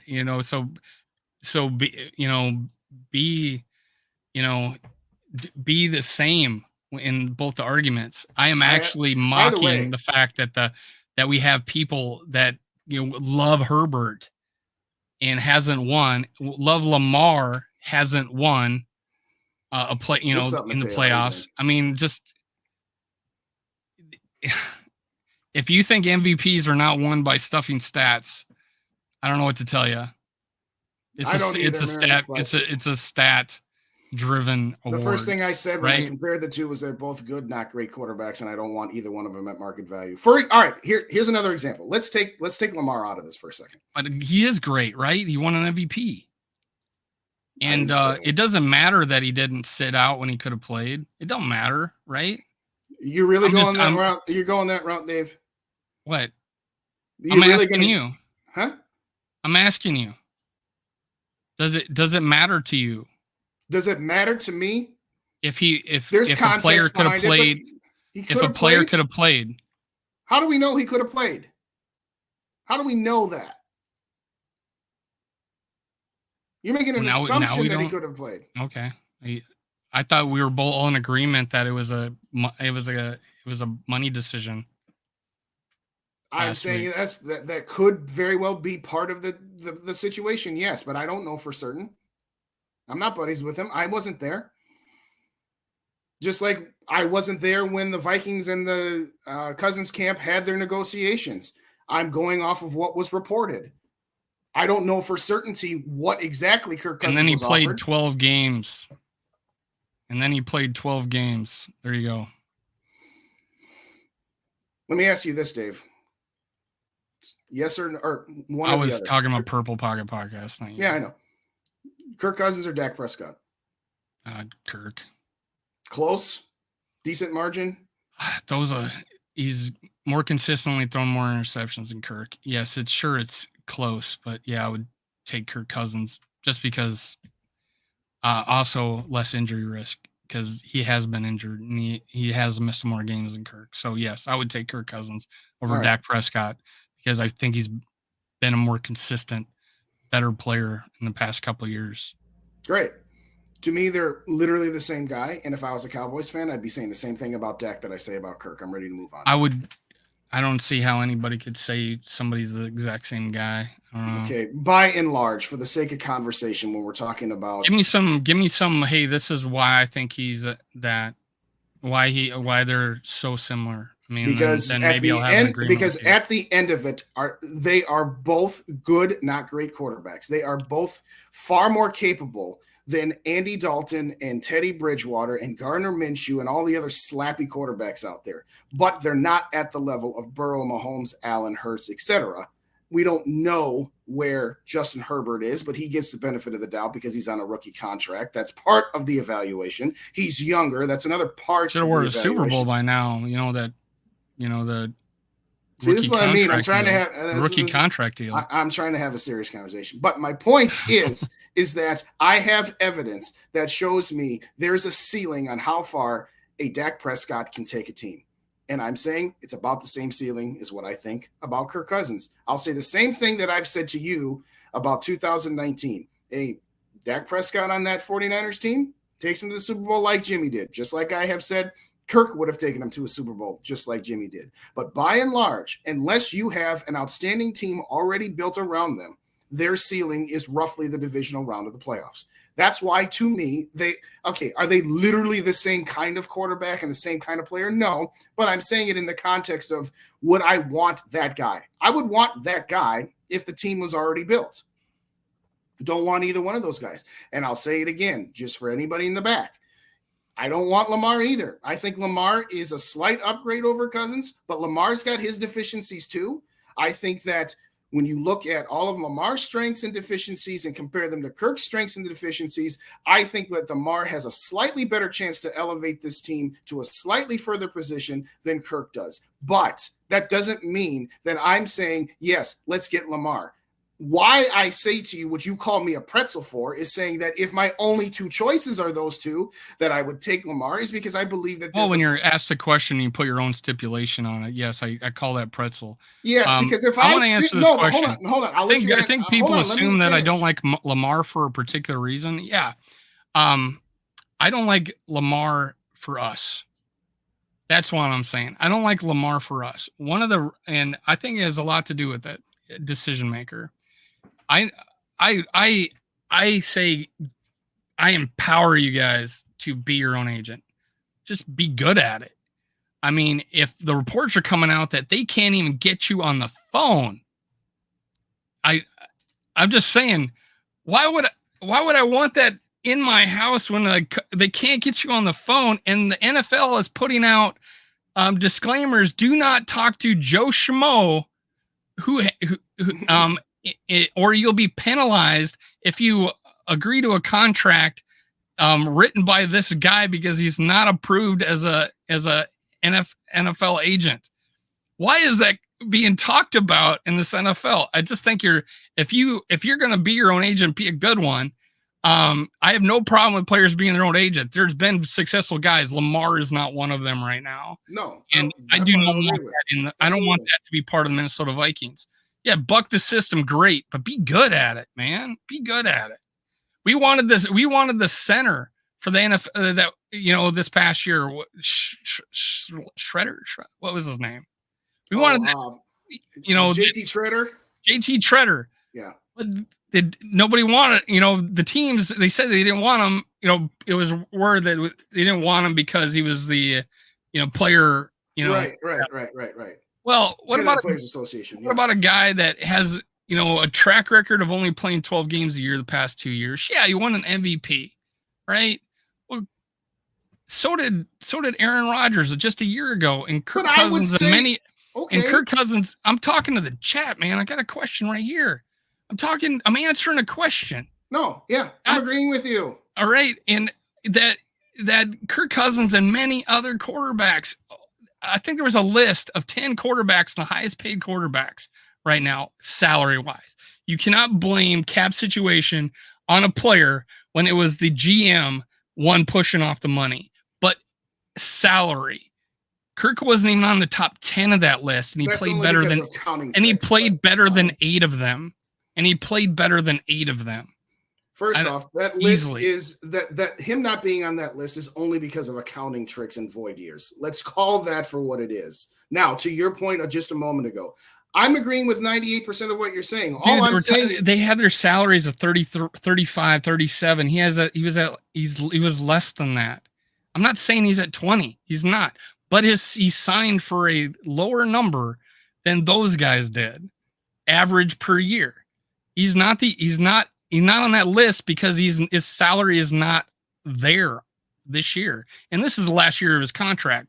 So if his salary is not on that top 10 list, then his salary is not on his top 10 list. Yeah, his salary is $10 million. Oh, come on, man! It is. The rest of it's signing bonus money. All right. His salary is $10 million this year. And that's not me being whatever about Kirk versus you. His salary is $10 million this year. So he should be on the top 10 list then. I'm saying that's what you're saying? Which list are you referring to? A PFF. 37.5 Derek Carr, number 10. Mm-hmm. He should be above that. Aaron Rodgers, 50.3. Better season. Russell Wilson, 49. Better season. Kyler Murray, 46.1. Better season. Deshaun Watson, 46. Better season. Patrick Mahomes, 45. Josh Allen, 43. All right, those are the two teams I'm talking about. Then let's have a Dak Prescott, 40. Daniel Jones, 40. Matthew Stafford, 40. Derek Carr, 37.5. Kirk Cousins is not on that top 10 because his salary is not $37.5 million. You're right. His salary and it's not 10. Then yes, it is. God, man. When you sign your contract, and they had this year as a certain amount of years. Anyways, okay, he's making. He's got 1 year left on his contract, and he's got 48.75 left of cap hits because they've converted all of his salary. Thanks, Kirk, for only taking $10 million this year. Yeah, he didn't take $10 million this year. Oh, well, then what did he take? He got paid $30 million in cash. That $20 million. What was it average per year, man? What was it average per year? After he signed his extension last year, so that'll just be our starting point. Dude, even if it was 40. It was 40. He's tied for 9th. Great. Now he's on that top 10 list, isn't he? All right. But he didn't. He didn't sign for 40. He signed for an average of 35, right? That's because they salary kept tricked it and put it into void years. When you put stuff into void years, it doesn't count in that average.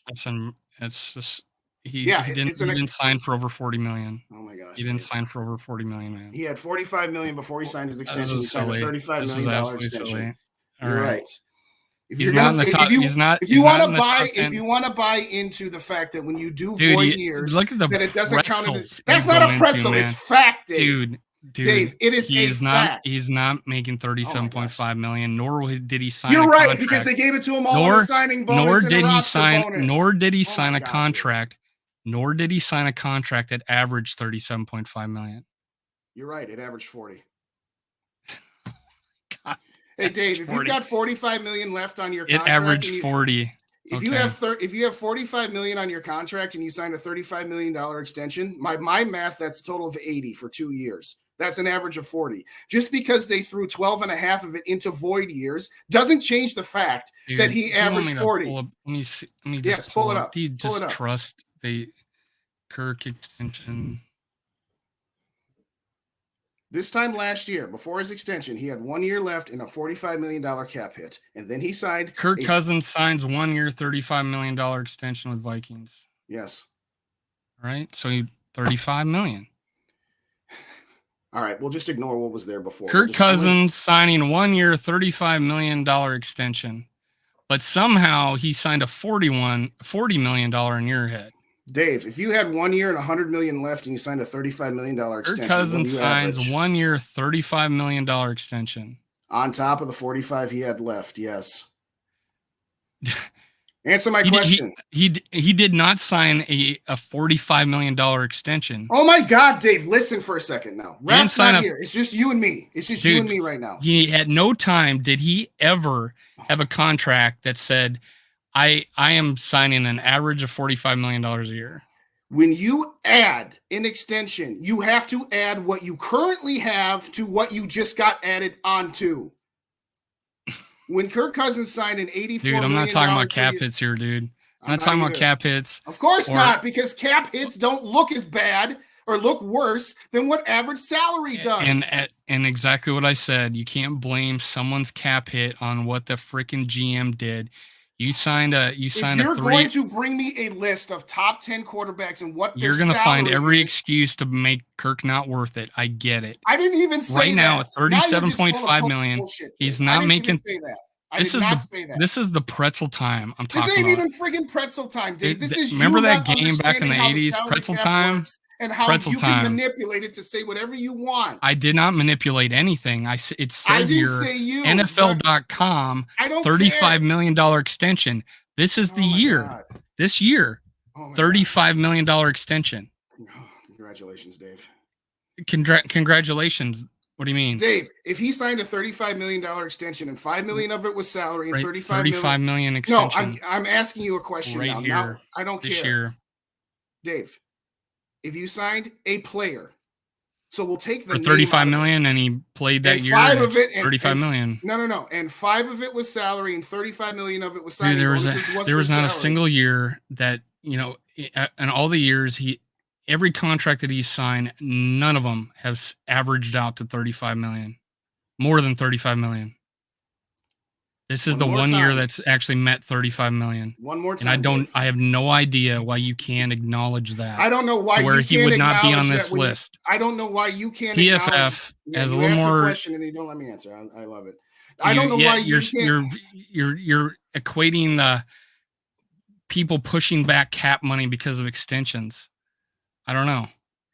When you put money into void years, it is no longer counted in the average. Dude, as I said, you cannot blame a player for what a freaking I didn't blame the freaking player, Dave. You came at me with a list of top 10 and you want to say, here's the average salaries. And all I said was, that's well and good. When you have $48 million left and only 10 of it is salary, then have the context behind it. Kirk Cousins is... I didn't say that was his fault. He should be way up here. He should be above Deshaun Watson. No, he should not be above. He should be above Patrick Mahomes' contract. Okay, now you're just being dumb. Josh Allen's. Now you're just being dumb. Dak Prescott. I'm being dumb. I'm asking you, which one should he be above? Whoever is above 48.5 should be above. He should be number 2 on this list. What's the list say? He would be number 2, or he'd be 3. He'd be 3 on this list. Great. I know you don't care about salary cap hits. You only care about salary. Dude, you cannot blame, like you just now doing. I didn't say I'm blaming him. You're saying that's a salary. Ladies and gentlemen in the chat, when did I say the word salary?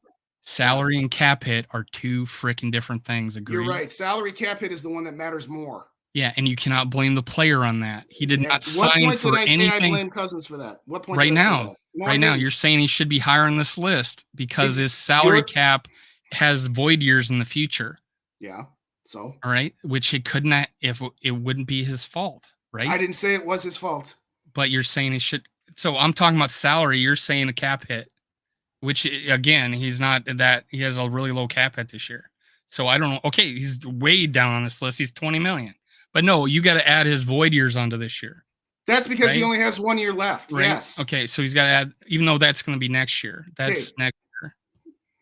Yes, when he's not on the team, he's still costing you. So I'm going with actual real money. And I'm going with, if you're going to give me averages of everybody else who's not on a 1 year contract, I'm going to go with the whole thing. Work with me, Justin.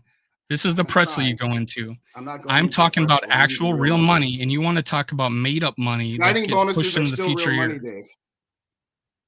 He's already got paid it. Great. Yes, he's already got paid it, but they haven't. So he's making even less in this. I guess he's making even less then, right? What?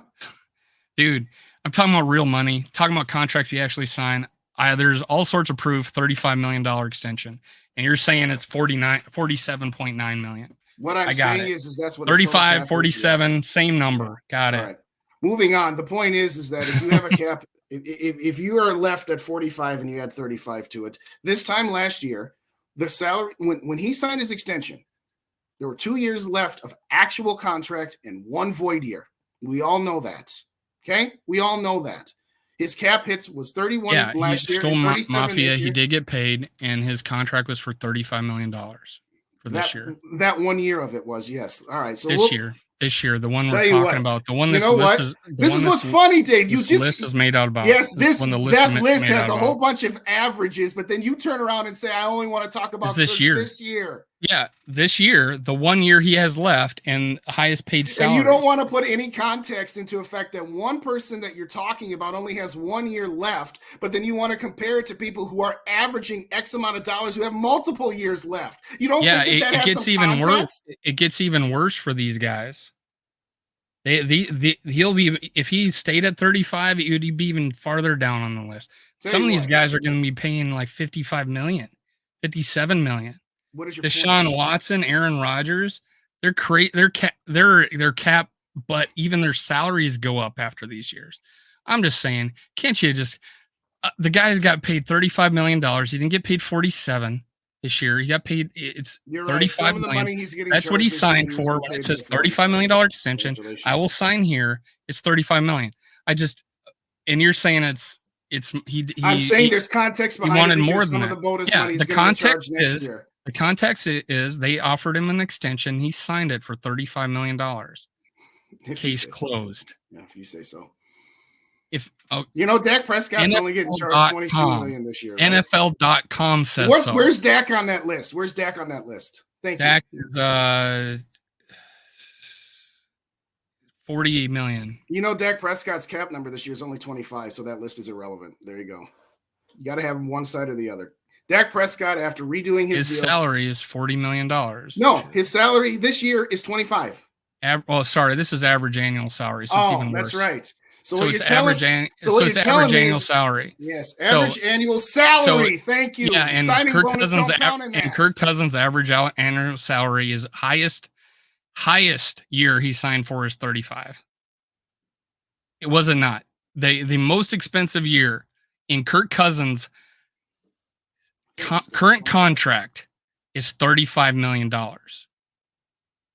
Justin, is that not true? Actually, no. Kirk Cousins' highest, and it was $20 million. Kirk Cousins' highest salary he signed for. Is it not $35 million? Well, of course it is, because half of his contract was bonus money. Dude, that's part of the contract.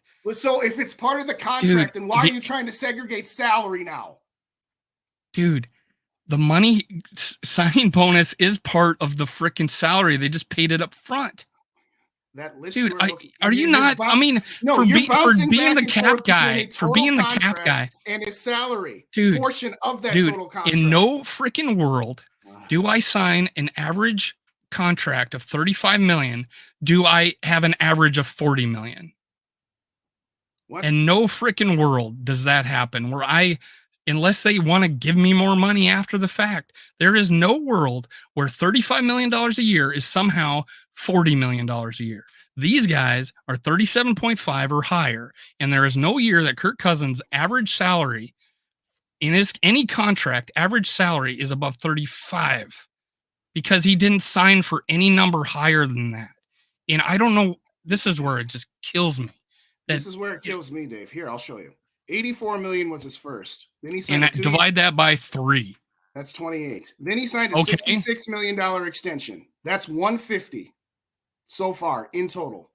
Then he signed a $35 million extension last year, which means over the 6 seasons that he has actually played for us, he has had a contract of $185 million. Howsomever, 28 and a half of that will be paid in year 7.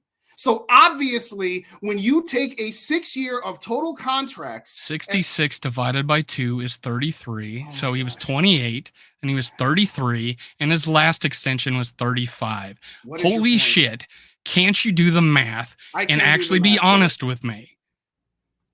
I can't do the math.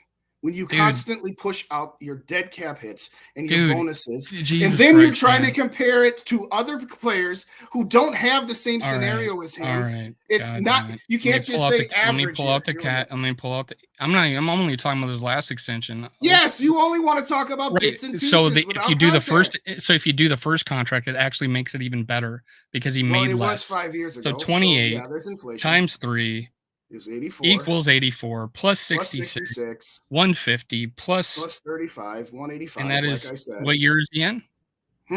What year is he in? He just finished his 5th season, Dave. So this would be divided by 6, right? Yeah.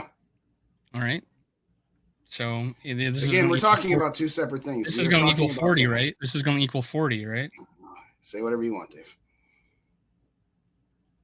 Kirk Cousins has received 175 of the 185 million that he's 185 million. Yeah. Divided by 6 is 31 almost. Yes, I know where you're going with this, David. I'm sorry, what? It's not 40? It's not 40?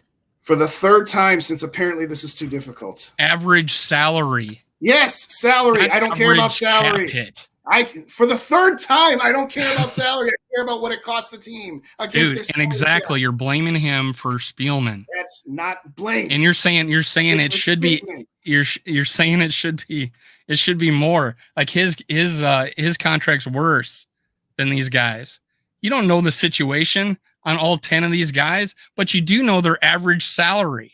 Because I know that those signing bonuses for those contracts I didn't even know it was even better. I should have went with that list. Does not include signing bonuses. It only includes salary, dude. As you said, dude. They didn't pay him 186 million plus more money. The signing bonuses came out of their as future salary. Holy crap! Oh my gosh, Dave. He didn't get more money. I never said he did. Yes, you keep throwing out, but his signing bonus. Man. Dave, anyways, hey guys. My point is we aren't going to go much longer. We're going to the Kirk Cousins is $40 million a year average salary, even though it's not. I get it. But hey guys, I really do got to go, man. Well, fine, you go. I'll shut her down. Okay, shut it down, man. I do got to go. Unfortunately, I do have commitments, and unfortunately, and I want to stay. I do. I appreciate it, but I'm out of here, guys. Thanks a lot. If this gets shut down, if Dave leaves and it doesn't continue, then I'll restart it up on mine. Oh no, it is still going. All right, perfect. What's going on, everybody? Who here wants to extend Kirk Cousins another 3 years at an average of 40 to 50, which is what I said originally, because that's what his market value is. It's not what I would give to him, but at the end of the day, are we still live? Oh, yeah, we are still live. All right, cool.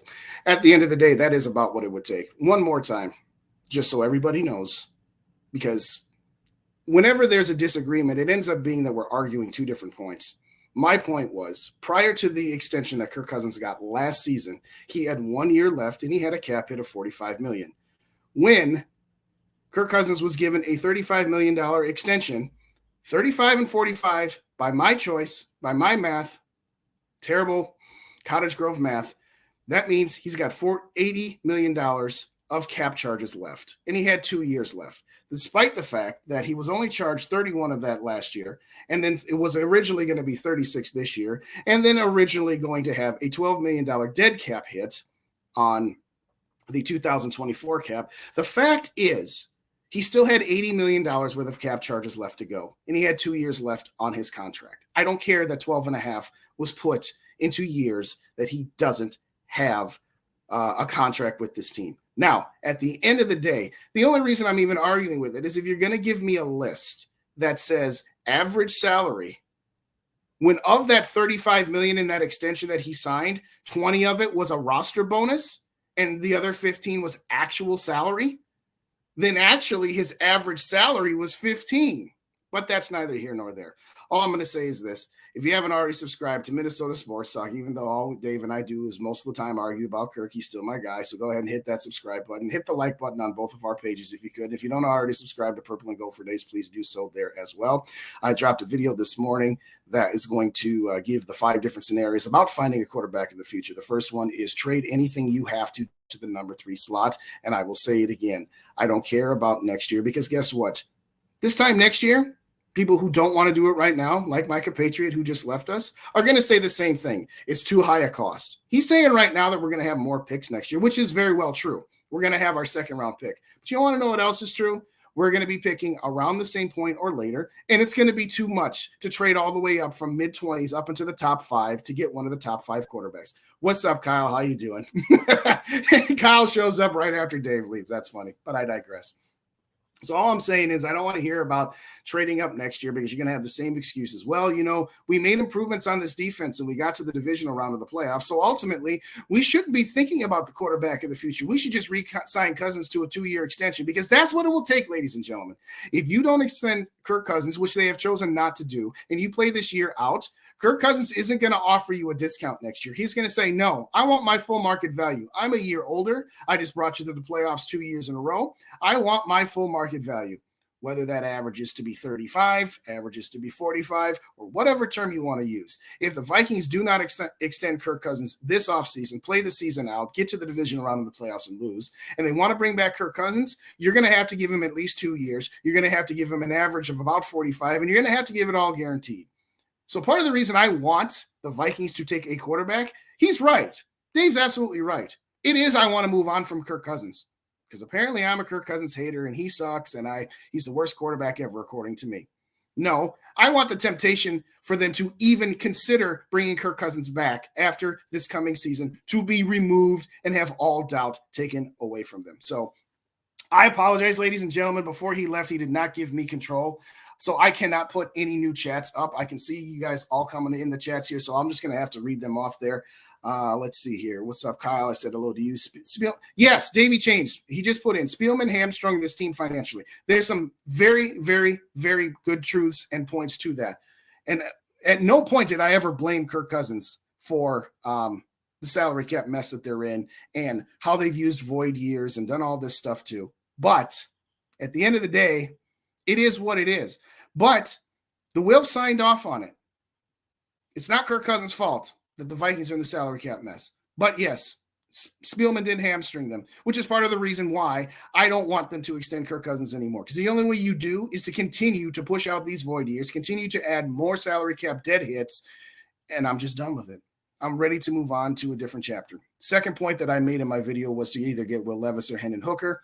That would probably be my second or third choice. My third choice was to trade for Trey Lance, let him sit behind Cousins for a year. Fourth was to get Lamar Jackson.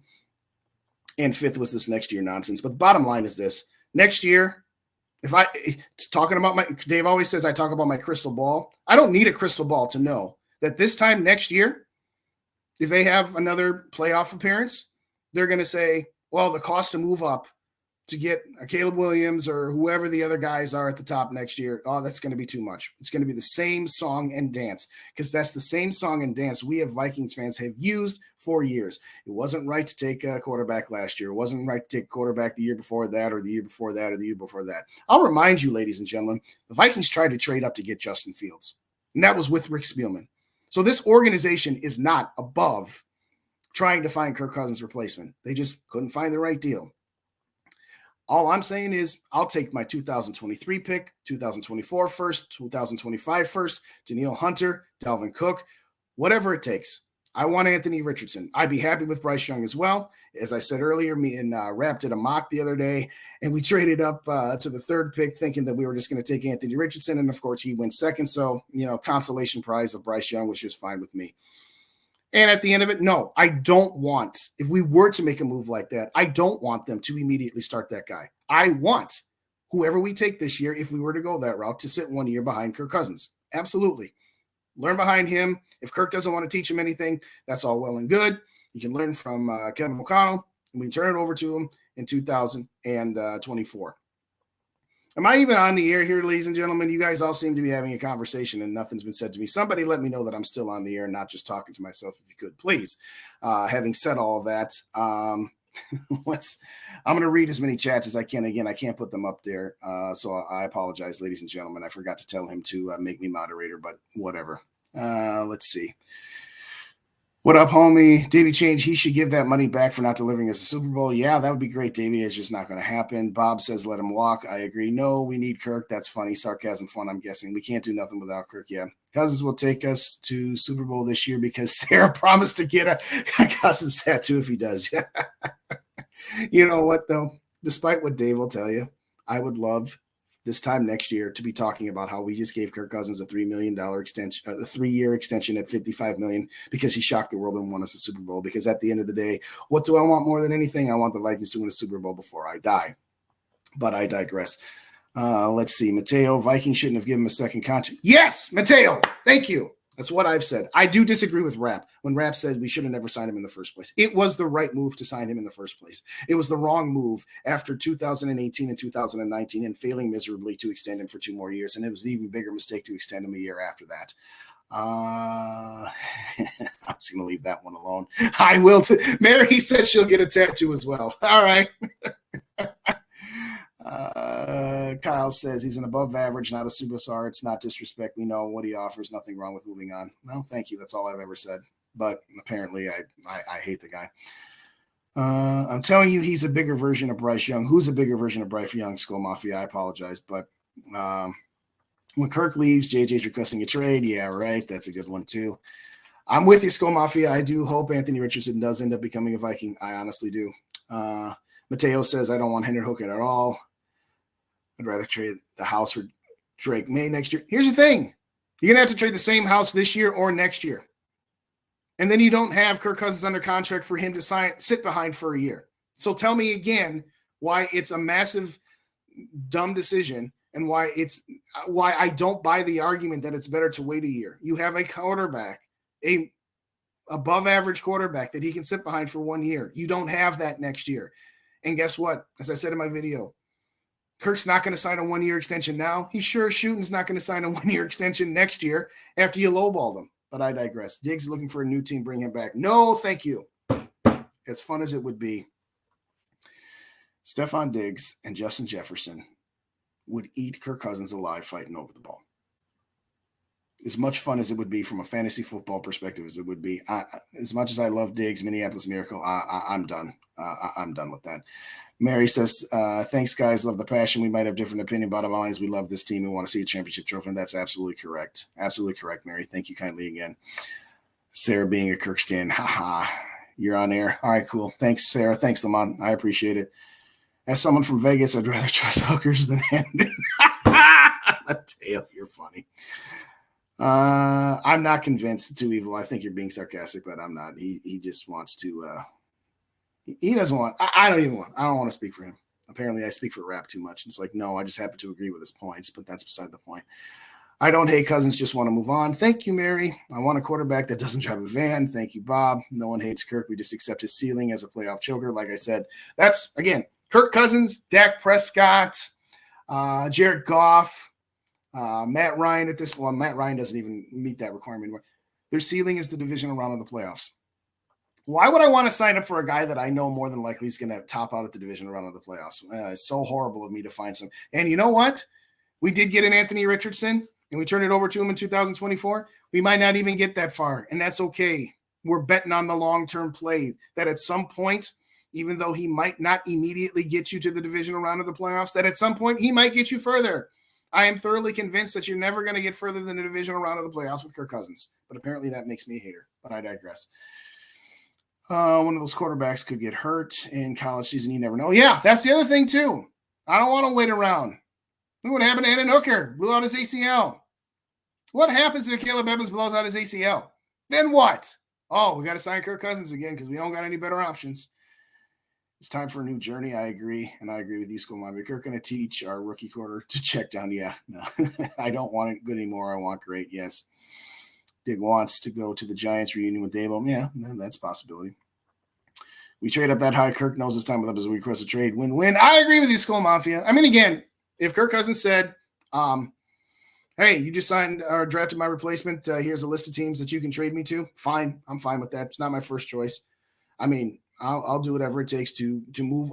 I will do whatever it takes to move on and assure that in 2024, the new era begins. If that means he stays for one more season and the other guy develops behind him, great. If that means he demands a trade out and we get some more draft capital so we can have even more picks for 2024, which is apparently what the bid is. Yeah, no, I totally agree. If he requested a trade, I'd say, hey, thanks for your service. We paid you 175 of the $185 million worth of contracts we signed. You're not hurting for money. So at the end of the day, one thing I didn't say to Dave was, now that you're gone, if I just leave, will that automatically shut the streams down? I might have to text him, but I digress. Oh my gosh. Stupid spam emails.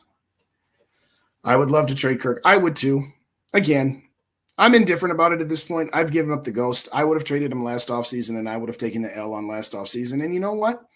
We wouldn't have had 13-4. And I would have been okay with it. But to a point that has been made to me was this 13-4 does buy Kwesi and O'Connell the ability to get it wrong once and not get fired. They have built up some equity. But the other point about hiring Kevin O'Connell was you knew that the guys you had in-house and Rick Spielman and Mike Zimmer were not going to find the next quarterback. That is part of the reason why he brought those guys in. It's amazing how this time last year, all the Kirk stands said Kevin O'Connell is going to do wonders for Kirk Cousins. But apparently the idea that he might do wonders for a rookie or might do wonders for a Lamar Jackson if they did do that route. No. Lamar Jackson's going to come in here. We're going to have to change the whole offense, and JJ's not going to like it. Oh, my gosh. Do you think if JJ only caught 1,300 yards worth of receptions, but we actually got past the wild card or divisional round of the playoffs, that JJ would be happy or that JJ would be pissed off?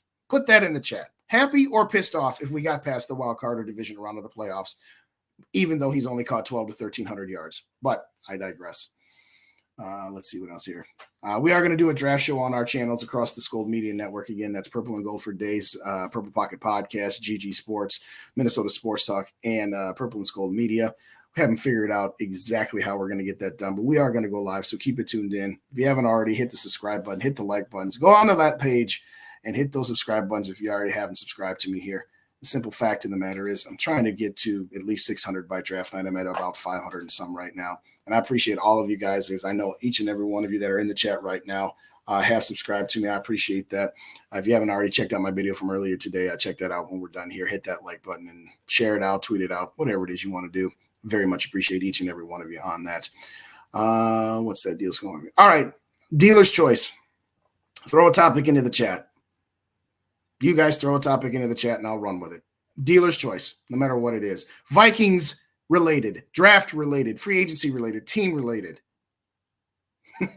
I forgot the literal one is not here. But in all seriousness, throw it out there. All right, Brian, that's a good point. Let's talk about that. Brian Force put it up there. And I don't know if you're in my chat or if you're in Dave's chat, because I can only see mine. But let's talk about that. Biggest mistake we made with Cousins was guaranteed contract on his first contract with us. Yes and no. That set a precedent. It set a precedent. It set a precedent that, guess what? From that point on, it was all going to be guaranteed. It's kind of one of those things. Once you give somebody something, you can't give them less than what they had before. I've said before, I'll say it again. I did not mind the contract for 3 years. And what we were sold was, hey, it's a short-term deal. So if it doesn't work, we're only stuck with him for 3 years and we can get out of that contract relatively easy, or we can trade him, or we can just not re-sign him. The mistake they made was after the 2019 giving him the 2-year extension. That's what the mistake was. What did you do? You gave him a 2-year extension in 2020, albeit COVID, but guess what? 31 other teams had to deal with COVID as well. You went 7-9, and then you went 8-9. Whoop-de-day gone. Whoop-de-doo. For what? For nothing. That was their mistake, was actually was actually re-signing him. I don't mind the guaranteed money at the first one. It wasn't that big of a deal. But you're right, it did set a precedent to where now you're just stuck with him. And again, Kirk's always had leverage, and the Vikings have always acquiesced, which is why when they didn't sign him to an extension this year and only did the contract conversion, I was very, very happy that they said, no, we're taking some of that leverage back with you. But good point there, Brian. Appreciate you. Quarterback this year, next in the zone set again. I want it this year. Here's the reason why I don't want to wait for next year. Like I said, if they get to the division round of the playoffs, they're going to be tempted to sign Kirk Cousins again. And I want that temptation gone. You can call me a hater if you want. I don't even care anymore. But at the end of the day, I just want the new era to start. We've seen this song and dance. Want to do and want to. In the Zone says, I'll take next year. All right, Zone. I think you watched my video earlier, but like I said, next year you're going to have to trade the same amount of capital, if not more. Now, yes, next year we'll have more capital to start with, but next year you're going to need to pay more because either A, you will have not re-signed or extended Kirk Cousins, in which case the entire NFL knows you're going to need to pay a pretty penny to get high enough to take one of the top tier guys. And then, oh, by the way, you're going to have to start them right away. But I digress. Kyle, turned on the notifications just now. Got you. Hey, appreciate you, boss. Appreciate you. How'd that video do? I didn't have a chance to take a look at it. How'd the one that we did last week do? That do good for you? Let me know. What wide receiver you want for wide receiver 2 or wide receiver 3? Well, if the Vikings don't move up to take one of the top 3 quarterbacks, as I hope they do, I will take any one of the top wide receivers there. I will take Flowers. I'll take the TCU kid, Johnson. Rapp has put me on to Tank Dell. I like that guy as well. Realistically, I don't necessarily want the biggest, bestest wide receiver. I want the wide receiver that is going to complement JJ the best, and that's a downfield threat, not necessarily a speed guy. A Tyreek Hill type. Tyreek Hill. It would be nice, but I think we can find better compliments to JJ there. But honestly, I'll take any one of those guys. I really would. If we're going to stick with Cousins for at least one more year, then let's build up the offense. A lot of people say, hey, we should fix the defense. No, we should just do what we can defensively. Let Flores work his magic and load up on offense. Imagine our team last year if Adam Thielen was the 2017 to 2019 Adam Thielen and not the over-the-hill version that we got. Yeah, KJ is a solid 3. I don't think KJ is ever going to be a 2. I really don't. And frankly, this is his last year of his rookie contract, and this will be his last year here unless something ridiculous happens to where he's going to want that bag and they're not going to pay that bag. KJ is a prototypical number 3 wide receiver that if you try to make him a number 2 wide receiver, he's going to have some games. He had that game against Detroit, had that game against the Colts, had a couple other games last year. The Pittsburgh game last year on Thursday Night Football, he had a game. I'm not saying I don't like KJ. I just like him as a 3. I don't like him as a 2. Would I trade Hunter Lamont? Yeah, I would. I don't want to. What I want for Danielle Hunter is I want him to be extended. I want them to find a way to keep him on this team. But to the extent of that not being possible, if I had to say, all right, we can't get him. Here's the thing about Danielle Hunter.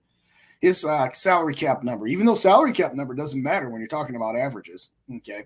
Salary cap number for this year for Danielle Hunter is $13 million, but he also has only $4.9 million of actual salary. What does that mean? It means if you trade him, all of his prorated signing bonuses and all of those dead cap hits and void years immediately accelerate. So if you trade Danielle Hunter, you will have a dead cap hit of $18 million, which is 5 more than what he's currently under contract for. So trading him, in effect, becomes a poison pill, where you have a bigger salary cap hit post the trade than you do before the trade. Now, you could push that out to June 1st, but then that means you can't trade him as part of this year's draft. So ultimately, I would like for them to extend Danielle Hunter, but if you could package up 3 first-round picks into Danielle Hunter to get to Arizona's pick, yeah, I'm willing to eat the extra $5 million in dead cap hit if that's what it ended up being. Davey Chain says, number 600, I appreciate you, man. Help me catch up to GG. Help me catch up to Dave and Rapp. That's going to take a while. GG's 200 ahead of me. They're my boys, though. So, like I said, it's funny. I have to remind myself at times, it's like, hey, they've only been doing this for twice as long as you have. But at the same point, when you see those numbers, I think it was just a couple of weeks ago, I was at 475, and I was just like, hey, I hope to get to 500 by the draft. And now I'm above it. So now I'm trying to get to 600 by the draft. So anybody that consumes content that maybe hasn't checked me out yet, put them on the Purple and Gold for Days. And if they don't already, subscribe to the other channels, Purple Pocket Podcast, Minnesota Sports Talk, GG Sports, and Purple and Gold Media. Tell them to hit those up as well. And okay, yeah, he is, Sarah. I'm not sure what you were talking about. Yeah, Oh, you're saying that raps in Dave's chat. Okay, that's cool. Whatever. Dave gets a little condescending. He drives me nuts. Justin, you're very tolerant. Sometimes, yes, but you know what? So can I. I have to be self-aware enough to know that, it cuts both ways. Again, I'm looking at it from a different perspective, and sometimes I don't articulate as well as I need to try to say, hey, I'm not arguing what you're saying, but what I'm saying is there's context behind it. Okay? I'll say it one more time. When you have a $45 million cap hit last year, pre-extension, and add a $35 million extension onto it, your total cap charges for 2 years is $80 million. I don't care that they put 12.5 on a void year and therefore made his average 34.5. I don't care. It doesn't matter what he's actually being paid in salary. It matters what it's costing your team. School Mafia, yeah, it was great, man. Love having you. Hey, I love being with you guys too. It was a lot of fun. It was good to meet your compatriots there. Like I said, we'll set something up maybe after the draft, and maybe we'll do once every 2 or 3 weeks on each other's channels during the season as well. Dave's stream is still going. Okay, cool. What's up, Zach? Good to see you. I know I'm about 5 minutes behind on the chats, but I don't have control, so I can't hit the button. So all I can do is scroll down here. But thanks for joining. Appreciate you. Hit that like button if you didn't already on your way in. And after the show is over, hit the like button on Dave's channel. So even though, he tells me I can't count and that my math skills are wrong, I'm still going to say, hey, hit the like buttons on his channel as well. Can't the Vikings, this is too evil to hope, can't the Vikings sign a free agent quarterback for a rookie? Yeah, you could. You could definitely do that, too evil. But here's my point. If it's going to cost me relatively the same amount of capital to do it in 2023 or to do it in 2024, and I already have Kirk Cousins on my roster and on my books for 2023, I'd rather just do it and then turn it over to the rookie in 2024 versus drafting the rookie in 2024, signing a Slappy, Dalton, a Wentz, or something like that for 1 year, and then turn it over to the rookie in 2025 because that pushes everything out a year. JJ's contract, TJ Hawkinson's contract, Christian Darrisaw's contract. That's another reason why I want to do it now, is because I want the rookie to be ready theoretically in 24 and not in 25. Hendon Hyatt. Yeah, Hyatt's another one. I'm sorry. Thank you, Skull Mafia. I know, again, I'm about 5 minutes behind, but Hyatt's another one. I would definitely go for that. Do you know what? We have loved this team for 58 years. Please let us win the Super Bowl. Thank you, Mary. I'm sorry I can't put your comment up, but I digress. Sarah says Kirk isn't a leader. JJ be sticking up for Kirk, but Kirk ain't got JJ's back. He wouldn't throw him the ball to break the record because he was told not to. Thank you. That's a very good point. Can't hold too much of it against him. But the thing about Kirk Cousins is this. He's a puppet. And if he has a coach that knows how to pull his strings, be the old puppet master, come on, Pinocchio. Yeah. He's good in pristine conditions, but a lot of quarterbacks are good when they're in pristine conditions. If everything is going according to plan, the offensive line is blocking, the receivers are running the routes that they anticipated, and they got separation, Kirk can throw that pigskin right in where it needs to go, except on that third down play to KJ. But, it's one pass. I'm not going to, just completely eviscerate him for one pass. I might slightly eviscerate him for not even throwing the ball to JJ in the clutch situation and throwing it to a guy that had zero chance of getting beyond the first down marker. And I'm sick and tired about all the excuses. Rep had a very, very good point. If you watch that play back, he locks in on Hawkinson pert near from the snap of the ball. He didn't even look at Thielen. Didn't even look at KJ. Didn't look at JJ. He looked right at Hawkinson. But I digress. Zay Flowers or JSN. Is that Njigba? Is that who you're talking about, Anthony? Yeah, Njigba's not going to be there for us. He's not going to be there. You'd have to trade up to get him. And I'm not okay trading up for a wide receiver. Whatever wide receivers are there and they fall to one of them's there and they want to take him, I'm fine with that. You're not trading up for a wide receiver. You trade up for a quarterback and quarterback only. It's as simple as that. I heard we might try to trade for Judy. I'd be intrigued by that, Brian. I would. But you got to remember that he's going to be owed a contract the same time JJ is. And then right after that, you got Darrisaw like we talked about. It would be fun, though. It would absolutely be fun. If you could get Judy for a third-round pick or less, would I make it work? Yes. If it's going to cost me a second or first, though, I wouldn't do it. Tank Dell's a third-round guy. If Tank Dell is a third-round guy, then get him in the third round. Even if you already took Addison or Zay Flowers. If Tank is still available at our pick in round 3, I'll take him. Stay away from Addison. Dude is 170 pounds soaking wet. Yeah, I saw you put that on there. Addison's not my first choice, but I'm not going to be overly disappointed if we did get them. Kirk is a robot. I agree with you, Sarah. Thank you kindly. Skull Mafia, I don't think realize people with contract worth a lot. Yeah, I know they don't. Jefferson's contract with the Vikings. Amen, Sarah. I don't want Hunter unless his hand is in the dirt. That I agree with, Bob. And I think we're not going to have that problem. I think we have a competent defensive coordinator that isn't over the hill and isn't antiquated thinking it's 1985. So, yeah. As far as the Danielle Hunter thing goes, I want to keep him. He's somebody. It's kind of like Harrison Smith. I wanted the Vikings to keep Harrison Smith, but I wouldn't have been disappointed if they got rid of him. I wouldn't be disappointed if Hunter is like the third piece or the fourth piece to a trade that gets me Anthony Richardson. Yeah, that sucks, but hey, it's the price of doing business. He's going to cost too much in the future. I'm assuming, Brian, that you were talking about Hunter, but I'm not sure. Let me know if I was wrong. If we get all that dead cap hit for AR, I'm perfectly fine with it. Yes, I agree. Sorry, looking. Keep Hunter and trade Zadarius Smith. Here's the thing, Anthony. Yes, if I could find a trade partner for Zadarius Smith, I would definitely do that. But here's the thing. Zadarius Smith signed a 3-year contract where all of the guaranteed money was in year 1, and years 2 and 3 were funny money, and it was a prove-it deal. And, he figured, well, if I prove it enough, they'll just give me a better deal. And the Vikings are like, yeah, you proved it for the first half of the season, but after that, you kind of didn't. So now he's got a salary of $14.5 million, and he wants more than that. Well, guess what? Teams know that he's looking for more than that. So before a team's going to trade for Zadarius Smith, you're going to have to work out whatever contract negotiations you want with Zadarius Smith, and maybe teams are like, yeah, we like you at 14.5, just like the Vikings do, but we don't like you for any more. So I agree. If you can get something for Zadarius Smith and keep Danielle Hunter, I'd absolutely do that. But like any other trade, it takes 2 to tango. You need to find a dance partner, so to speak.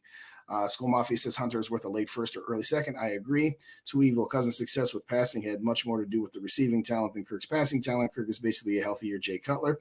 He's a little bit better than Jay Cutler, but I see your overarching point. Great arm talent. Doesn't have it up here. And I'm not saying that makes him dumb. I'm not saying he's not smart. What I'm saying is that mentality, that dog mentality, that leader mentality. To a point that was made earlier, I can't remember if it was Sarah who made it or if it was Mary or who else had made it, when JJ was a couple of yards away from a receiving record in 2021, and Kirk didn't throw him the ball. Any quarterback with any kind of balls whatsoever would have said, like, dude, it's the last game of the year. Coach Zimmer, you're about to get your butt fired. I don't care what play called you sit in. I'm going to hook up my teammate and have my teammates back. Yeah, it was Sarah. Thank you. So at the end of the day, that told me all I needed to know too. You want to know what else told me all I needed to know about Kirk? And I know Dave wants to downplay. Well, he's a better quarterback than he was in 2018. Yeah, he's 35. All right. Congratulations. He's not going to be able to maintain that level much longer. Just because you had a handful of rare instances where it's happened doesn't mean that, oh, well, if this guy can do it, then that means Kirk can do it. Okay. 2018, we signed Kirk Cousins after going to the NFC Championship game, and he was billed to be the missing piece. This is a massive upgrade over Case Keenum, and this guy is going to be able to, when the defense, has a bad game, he'll be able to overcome those defensive shortcomings a lot better than Case would. Okay, we go 8-7-1.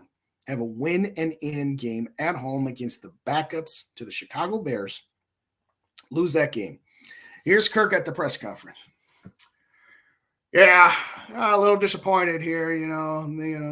This time next year, we're going to have our hand signals and our audibles a little bit better. And ho hum, gosh shucks. We'll get them next year. We gave it the old college try. Really, dude? $84 million guaranteed contract, and we gave it the old college try, and next year will be better. It would have been one thing if in 2018 the Vikings had made the playoffs and losing the divisional round of the playoffs on a last-second field goal, and you didn't quite get back to the NFC Championship game, because then you could compare it legitimately to Case got to the NFC Championship game, but it took a miracle play. You didn't even get to the playoffs. You didn't even get into the playoffs. Ho hum, gosh shucks. Got to go talk to my wife to figure out what outfit I'm going to put on next. But I hate Kirk Cousins, apparently. Sorry. He's just not it, guys. He's just not it. That doesn't mean he sucks. That doesn't mean I'm saying he sucks. He's a top 10 to 12 quarterback in the NFL, which means he's a top 15 human being on this planet at playing quarterback. 15 out of 7 billion people. Clearly, he doesn't suck. He just doesn't have that mentality.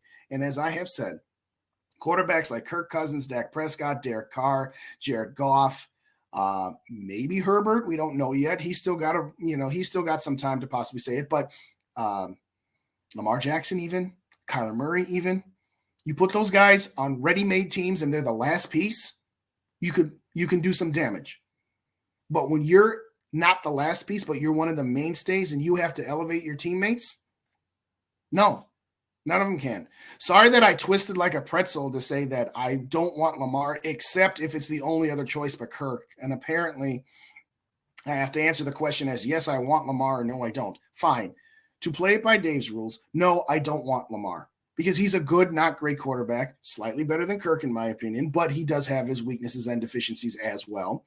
Do I think he would probably get this team farther than Kirk could? Yes. Do I think that we would ultimately be ending up in the same situation with Lamar Jackson, which is good, not great quarterback, making a whole bunch of money against the salary cap, and it's tough to build a team around beyond a 2 or 3 year window? Yes. Now, if I had to take a 2 or 3 year window with one of those two quarterbacks, I'm taking Lamar over Kirk. But apparently qualifying an answer and requalifying the question means I'm pretzeling, but I digress. Where am I at here? Kirk stands are content with losing the wild card. Well, there's that. Hunter is still only 28. Yes. Hate those damn void years. You are correct, Brian. I've only been saying it for over a year. Granted, a year ago, I was only doing part-time content creation, but I said it before, I say it again. Anthony Barr cost this team $10 million on the salary cap last year because of his void years. Dalvin Tomlinson's costing this team this year $7.5 million because of void years.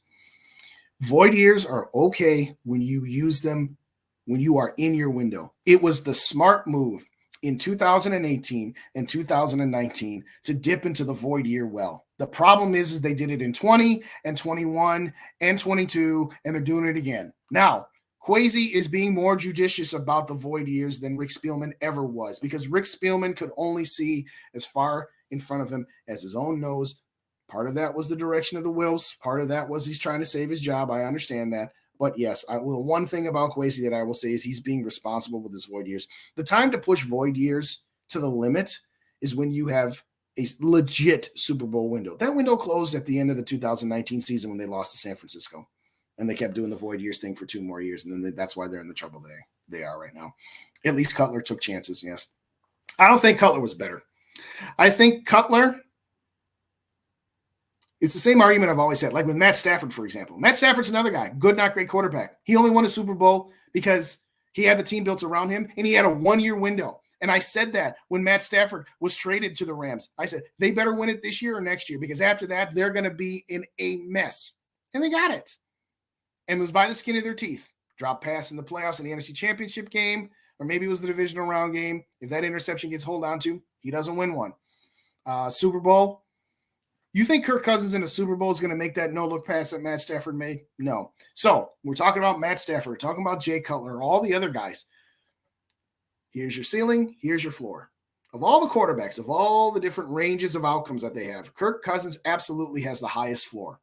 Kirk Cousins won't train wreck a game the way a Jay Cutler would. But Kirk Cousins also has the lowest ceiling. Okay? Here's Kirk Cousins' ceiling. Here's Jay Cutler's ceiling. And it's only going to happen once or twice. It's not like it's going to be week in, week out. Just like Jay Cutler torpedoing a game isn't going to be week in, week out. But yes, Kirk's not going to have one of those 5 interception games very often, if ever. And he's rarely going to have a 3 interception game. He's also rarely, last year he had a lot of come from behind victories. Every quarterback that has come from behind victories got them because their defense got stops at the end of the game. So that's not exclusive to Kirk, nor is the fact that in 2021, he would have had more come from behind victories had the defense not given up scores at the end of the second and fourth quarter at a ridiculous pace that they did. But it's all relative, and there's context behind it. The context behind, 2021, Sunday Night Football, Dallas Cowboys, coming off their bye week.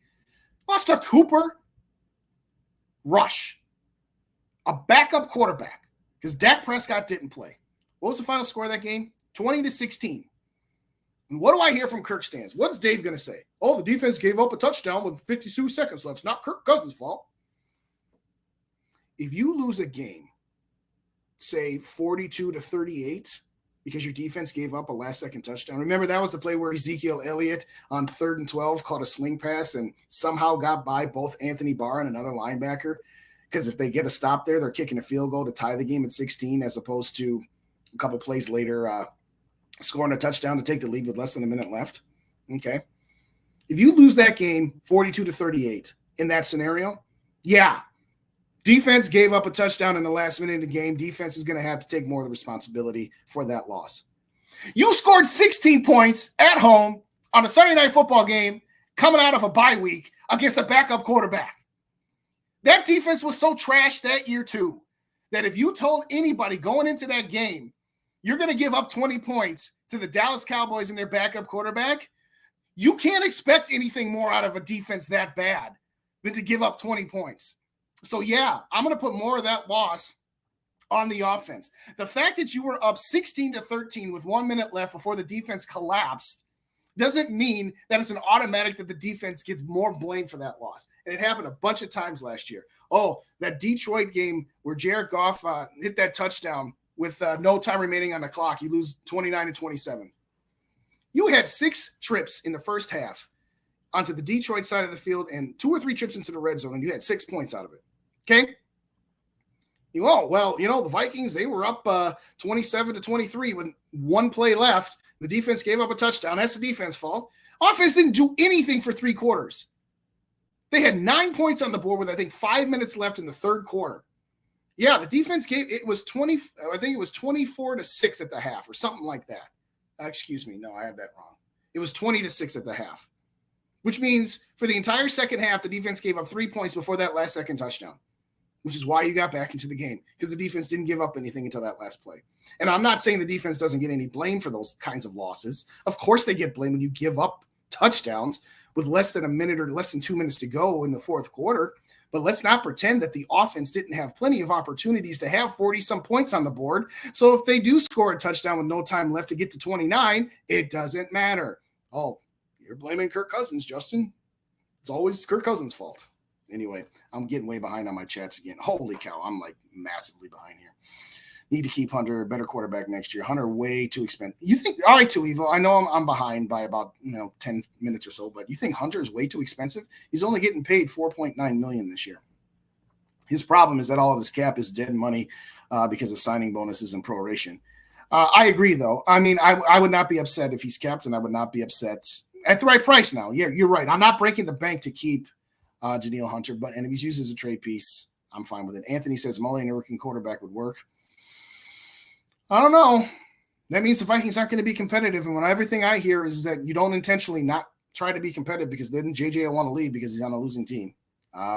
Exactly, too evil. All JJ's yards after the catch help Kirk's yardage. That's a very, very good point as well.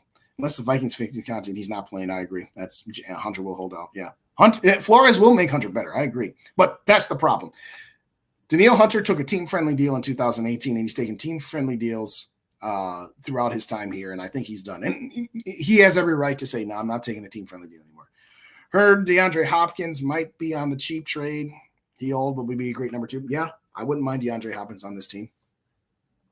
I would trade 3 first-round picks to Danielle Hunter, Dalvin Cook, and a 3rd-round pick next year for the number 3 pick in DeAndre Hopkins in a minute.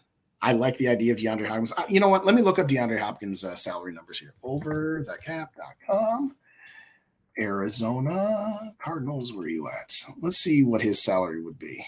And I don't even know where the Vikings are at salary cap wise right now, so I'm a little outdated because, well, I don't know anything about the salary cap anyway because I can't do averages. Ooh, his cap number is $30 million. Ooh, that's crazy. Is he really making $30 million?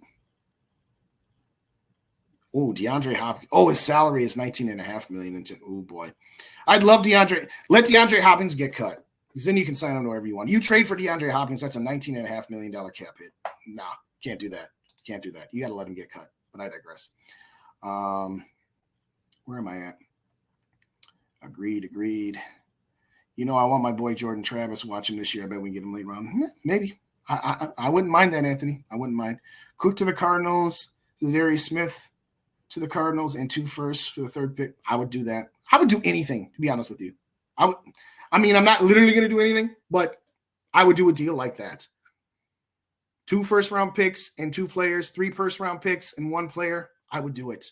I believe in Anthony Richardson's skill set. I don't care about his college numbers. I don't care about his footwork. That's why you hire a coach, to coach him up. There's no such thing as a perfect, ready-made college quarterback that can step right into the NFL. They're going to need work. They're going to need to be developed. Aaron Rodgers was not the finished product when he was drafted by the Packers. Whatever we want to say about Mike McCarthy being the bumbling idiot that he is, Mike McCarthy had a lot to do with Aaron Rodgers' development. The fact that he could sit for 3 years and watch Brett Favre do things that you're not supposed to do, that obviously helped too. But Aaron Rodgers' throwing mechanics, his footwork were not developed, and Mike McCarthy helped him get there. So yes, if we're going to go on about Kevin O'Connell can unlock stuff in Kirk Cousins, he can unlock it in other players too. And that's why I want Anthony Richardson, and I'd be happy with Bryce Young as well. I definitely want Hunter on this team. He's my favorite player. Okay. Raid Hopkins, no thanks, especially he wants more money. Yeah. I'd love to have him be in the running mate with JJ and KJ and TJ. Let's go, but no. Hate to keep talking about how much I love this team. Just waited so long, as most of us have. You are absolutely correct. We all know the sky is blue. However, Kirk threw for 4,900 yards and 30 touchdowns, and say the sky is they will argue. Mary, Sarah, you two are the best. Patrick Jones is going to be a monster with Forrest. I certainly hope so. Kirk stands are delusional. Yes, they are. Year 3, Patrick Jones breaks out. Do not trade up for a wide receiver. I agree, Mary. I said that earlier. Like I said, I know I'm a little bit behind, and I'm sorry. I'm going to try to get it caught up here. But I agree. Don't trade up for a wide receiver. Would you take Nolan Smith at available at 23? Hold on. I got to remember.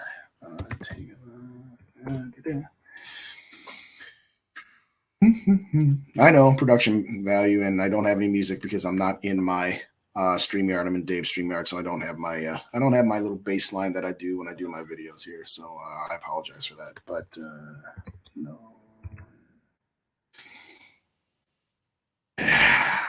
Yes, I would probably take Nolan Smith if he was there. I will just say yes, I would do it. If Quentin Johnson and Nolan Smith were there, there's part of me that would really want to have Quentin Johnson there. Because like I said, I'm saying build up the offense. Build up your strong suit. Do what the 98 Vikings did. You know what? Our offense is our strong suit. Our defense is our weakness. Let's really load up on our offense. And I know Randy Moss is an exception to every single rule, but this league is built around offense right now. Your defense can only improve so much. 1 or 2 extra defensive players in the draft as rookies, yeah, they're going to help. But if you can get a legit wide receiver 2 to keep KJ at 3, TJ, yeah, I'd take one of those wide receivers. Absolutely. Vikings should whatever possible to get Caleb Williams. Too evil. It's not possible. The only way it's possible is if the Vikings tanked. And they're not going to tank. You don't tank after winning 13 games. You don't, which is fine. I don't have a problem with that. My problem is that when we say we don't tank and we're going to remain competitive, that's the problem with remaining competitive every single year, is that you're always in the middle and you're never in a position to either be in a position to take one of those top flight quarterbacks or be in a position. Dave was getting on me. San Francisco, when they got Lance, they only had to trade up from 12. Yes, because they weren't competitive the year before. But we can't do that. I said at the end of the season, trade Kirk Cousins. If we're not competitive in 2023, that's okay. We can take 1 year and not be competitive. No, we don't want to do that. So if you don't want to do that, then you have to accept that you're going to have to pay a pretty penny to get up to take one of those quarterbacks. Caleb Williams, it's not going to happen. You have to have the number 1 overall pick, because whoever has the number 1 overall pick next year is taking Caleb Williams. And if they don't, they're idiots. I don't care if it's Houston or Carolina or Chicago and they already got their person. Doesn't matter. If Caleb Williams doesn't get hurt, he's better than everybody in this draft, and he's better than Justin Fields. You take that guy and you trade away the other one. So you'd have to already be up at 1. And if you even were at 12 to get up to 1, you'd still have to pay 3 first-round picks at minimum plus other stuff. Z replacement. No, I agree with you. No, I agree, Brian. Z replacement. I would do it. If he's there, My head says take him and not the wide receiver. My heart says take wide receiver. But no, I agree. I would love that guy. I really would. Walker was supposed to be our savior in 89. Favre was supposed to be in 09. Now Kirk next up. I don't know what's more disrespectful, that you put Kirk and compared him to Favre, or that you put Walker compared to Kirk. If I hated Kirk Cousins as much as I did, I would say, yeah, why would you insult Herschel Walker like that? No, Herschel Walker, another final piece to the puzzle that didn't quite work out. And it's just like, looking back at it, it's so ridiculous because he wasn't even the style of running. But everybody want to say Lamar Jackson's not the right fit. Yeah. Lamar Jackson would be a better fit in 2023 for the Vikings than Herschel Walker was back in 89. Kirk ain't taking us nowhere because he's content. Yes, he is content. Here's the thing about Kirk. Kirk is the kind of guy that he likes the idea of being the quarterback more than he actually likes being the quarterback. Like in high school, you have your fall play, your fall musicals or whatever, and he's playing a role in a musical. He's playing a role in a play, and his role is to be the quarterback, and he has to learn his lines. And he thinks that all he needs to do to perform is to do exactly how he prepared. Now, is he a little bit better after this past season than he had been in previous years? Yes. Enough to win a Super Bowl? Not unless you had everything else. You need a great offensive line. You need a great defense, a great defensive line, and you still need some gadget plays as a receiver. That's why I said in 2019.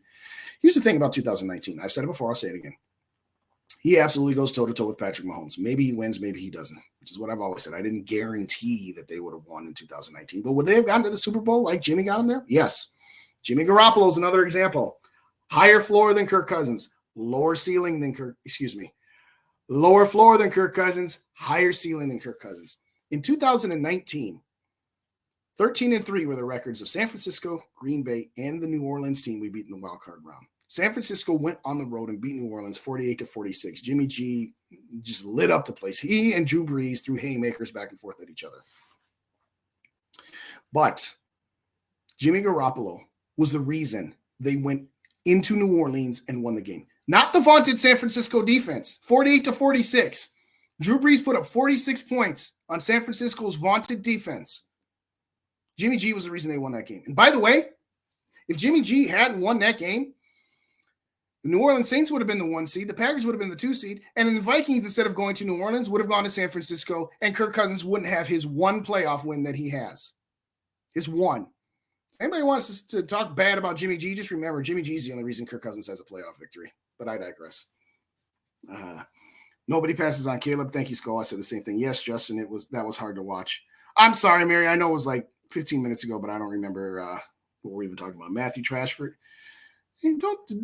Don't knock a Super Bowl winning quarterback. Matt Stafford and Kirk Cousins are basically the same guy. Stafford has a slightly higher ceiling and he has a lower floor. Seems to be a theme here tonight when I keep talking about all these quarterbacks that are the same. That's what I meant earlier when I said him and Prescott were basically the same guy. Their ceiling's the divisional round of the playoffs. Dak might miss some games. Dak might have some costly turnovers. And once in a while, because Dak's actually been to the divisional round twice, maybe even 3 times. I can't even remember anymore. You think Kirk Cousins would have gone down to Tampa Bay this year and beat Tom Brady the way Dak Prescott and the Cowboys did? Now you can say, well, Cowboys defense was better. Yeah. Cowboys defense was about as good as the defense the Vikings had in 2018 and 19, but John DeFilippo and offensive line. Okay. It's never Kirk's fault from a Kirk stand's mind. You are correct, too, Evo. I appreciate you. Let's see. When the offense didn't score, it's not Kirk's fault. It's bad play calling. It's JJ saying for being open. Fault for not scoring. Yeah, I got you. He's going to want 20. Hunter's going to want enough. That's why, like I said, at this point, I'm anticipating that he's not going to be back. I hope I'm wrong, though. Naylor is fast. Naylor, hardly know her. Can't wait for Kirk to leave because the stands will follow. I agree. Yeah, apparently you can't do averages. Oh, sorry. I thought you were busy. I thought you had stuff to do. Well, quarterback can't sit for 3 years, only one. I have no idea what you're talking about. Again, that was 6 minutes ago, so I really don't remember what I was talking about at this point. Drake Mays. Flores would sue if we tank. Yes, he would. My boy's still going. Yes, I am. Again, if we were in mine, I'd send you a link, and I'm running out of steam here. And by the way, Dave, I'm going to text you when I decide to go because I don't know if I leave the studio, if that's going to kill the streams or not. So you might have to come back in and kill them when I'm done. I hope you're still listening. And if not, I'll Like I said, I'll text you.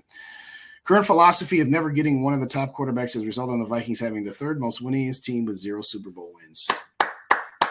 To Evo, this is me pretending I had Raps soundboard, button bar for the applause. Yeah. And again, doesn't mean I'm saying I want them to tank. I'm just saying I don't want them to make every effort to not be competitive once in a while. That may sound counterintuitive, but sometimes you have to take a step back in order to take 2 steps forward. Whatever you want to say about Pro Football Talk, and Eric Eager had a great piece where he looked at teams stuck in the middle versus teams at the bottom. And it was actually easier to be a bad team to get to be a great team than it was to be a good team and get to a great team, which, wait a second. So it's easier for a 4-win team to become a 13-win team than it was for a 10-win team to become a 13-win team? Yeah, because bad teams are always picking high. And if you hit 1 year, okay, so you pick high 1 year, you still win 4 games. Pick high the next year, only win 6 games. Pick high again. Oh, now you can make that really giant step.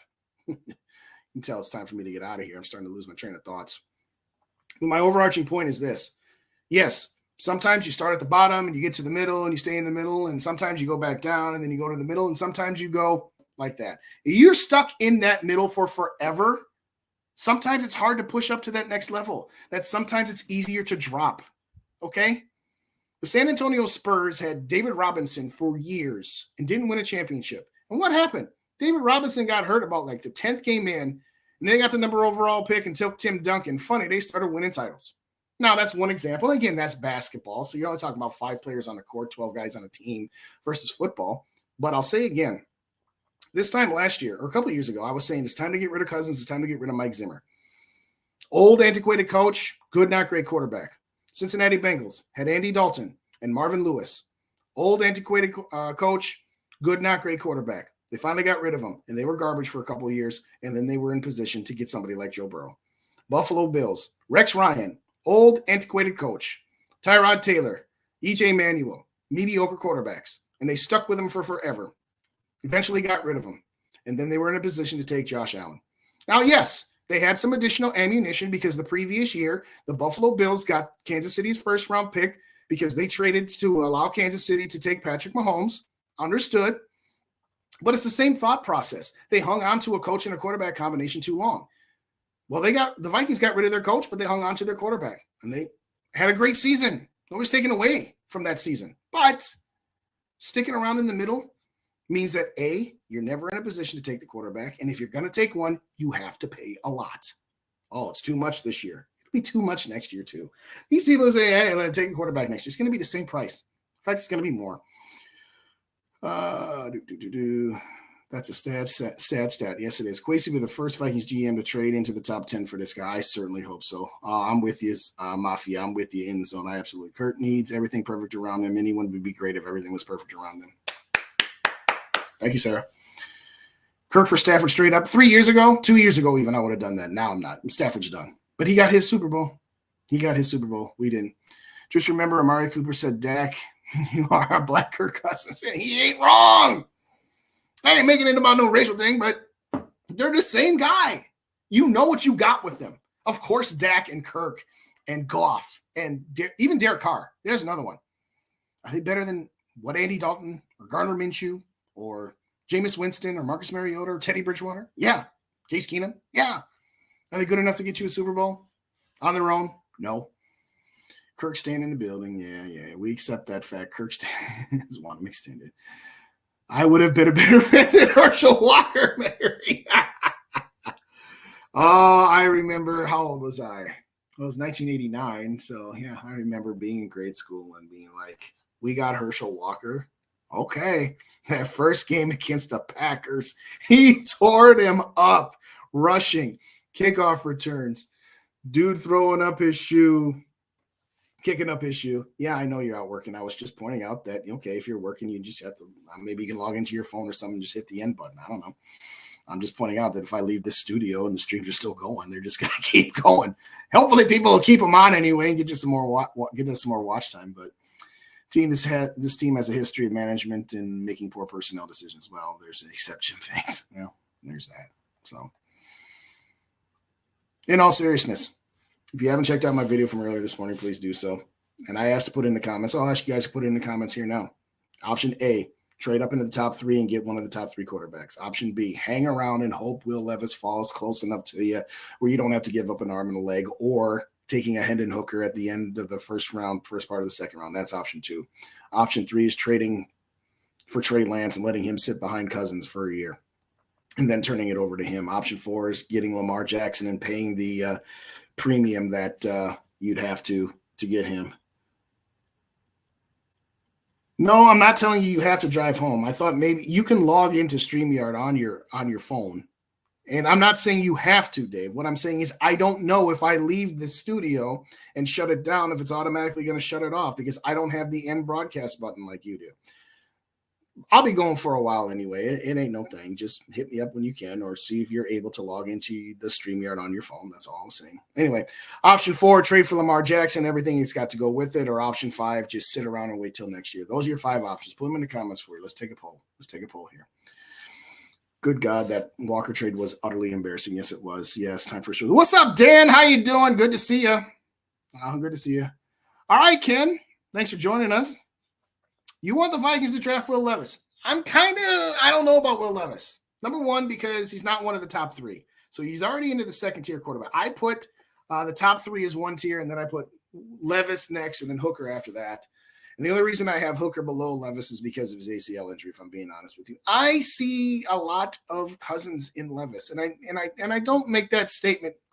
I'm not trying to be quib, but I think Levis probably is more ready right now than Hendon Hooker is, but I also think his ceiling is lower. And I'm kind of done with quarterbacks that have high floors and low ceilings. But tell me what you're thinking, Ken. Put it back in the comments. I'm not saying you're wrong. And like I said, if Will Levis is available, let's say pick 15, 16, 18, somewhere in there, and the Vikings trade up like 8 spots to get a Will Levis, I'm not against that. I'm not trading into the top 10 to get Will Levis. Hell to the no.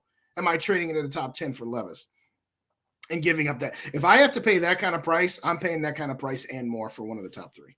But tell me what you're thinking, Ken. Hit the like button if you didn't on the way in, and check out my videos. And, if you haven't already, Purple and Gold for Days. That's me. If you haven't already, hit the subscribe button to Minnesota Sports Talk, Purple Pocket Podcast, GG Sports, or Purple and School Media. Hit them up as well. I lost my spot here because I moved it down. At least right now, the Broncos trade for Wilson is worse. Yeah, you might be right, Sarah. I still think the Walker trade was worse, but it's getting close. I think that Russell Wilson, I need to see what he does with Sean Payton. I know we all hate Sean Payton. We all know that. But what I will say is this. His coach, that coordinator from Green Bay, who got a job because of Aaron Rodgers, he was an idiot. He did not know what the hell he was doing. Okay? So we'll see what Russell Wilson looks like now that he has a competent Hall of Fame head coach in Sean Payton. And if he looks like garbage again, then we can revisit whether Walker was worse than Wilson. But I'm going to reserve judgment on that until I see Russell Wilson with a competent head coach. But good point, though. I wasn't even born yet, and I could have been better fit than Walker was. Mateo, you're funny. All right, Dan gives me A. He wants to trade up, do whatever it takes. Wouldn't Cousins be part of the trade for Lance? G-Mac says, what's up, G-Mac? Good to see you. I'll go either way on that. The Lance scenario part 1 is just trading for Lance and letting him sit behind Cousins because maybe San Francisco is just willing to be done with him and willing to take pennies on the dollar for him. I'm saying that I like the thought process of bringing Lance in because he's going to be cheaper than the rookies, still allowing him to sit behind Kirk Cousins and then being under the tutelage of Kevin O'Connell for a year. But if it had to be Kirk, am I going to be disappointed? No. And if it is trading Lance for Kirk straight up and letting him be the starter right away, I wouldn't be opposed to that either. But I posed the question in the context of getting Lance, letting him sit as a cheaper alternative than drafting one of these guys. But you can go with it either way. But GMAX says A or B. I would probably go that route too. If Trey Lance was in this draft, I'd have him number 4. I'd have him ahead of Levis and Hooker. And I know he had a devastating injury, missed the whole season last year, and he's only played so many games in college. There's no such thing as a perfect product when we're talking about any NFL player, okay? The people like JJ and Randy Moss and people coming like that. Peyton Manning wasn't even a finished product, okay? You don't have guys. Andrew Luck wasn't even a finished product. So, of course, there's always risk. And, yeah, you know what? If Kwesi traded up a bunch of picks and took Anthony Richardson and he was a total bust, oh, well. So what? So you don't make the divisional round of the playoffs and lose. You don't make the wild card round and lose. It's okay for a couple of years. Anyway, Justin, select option 6, that is signing Wentz to a 3. Too evil. Yeah, no. I'm out on Wentz. I'll just leave it at that. You sound like a Chinese waiter minute after minute. No fine ice. No so for you, Davey Chains. No so for you. We're going to have a nailer. Yes! I was going to say that earlier, and Davey took off my train of thought. I said, yeah, if you get Hendon Hooker on here, just have him stand right next to Hooker Naylor. Anyway, I digress. Levis is on a rookie deal. We could win with that. Yeah. I see what you're saying, Dan. I'm saying for me, it would have to cost me less to move up to get Will Levis than it would to get Anthony Richardson as an example. For example, again, if I have to move up 5 to 8 slots to get Will Levis, I'm cool with that. But I'm not moving up from 23 to 9 to take Will Levis. If I'm moving up from 23 to 9, I'm moving up from 23 to 3.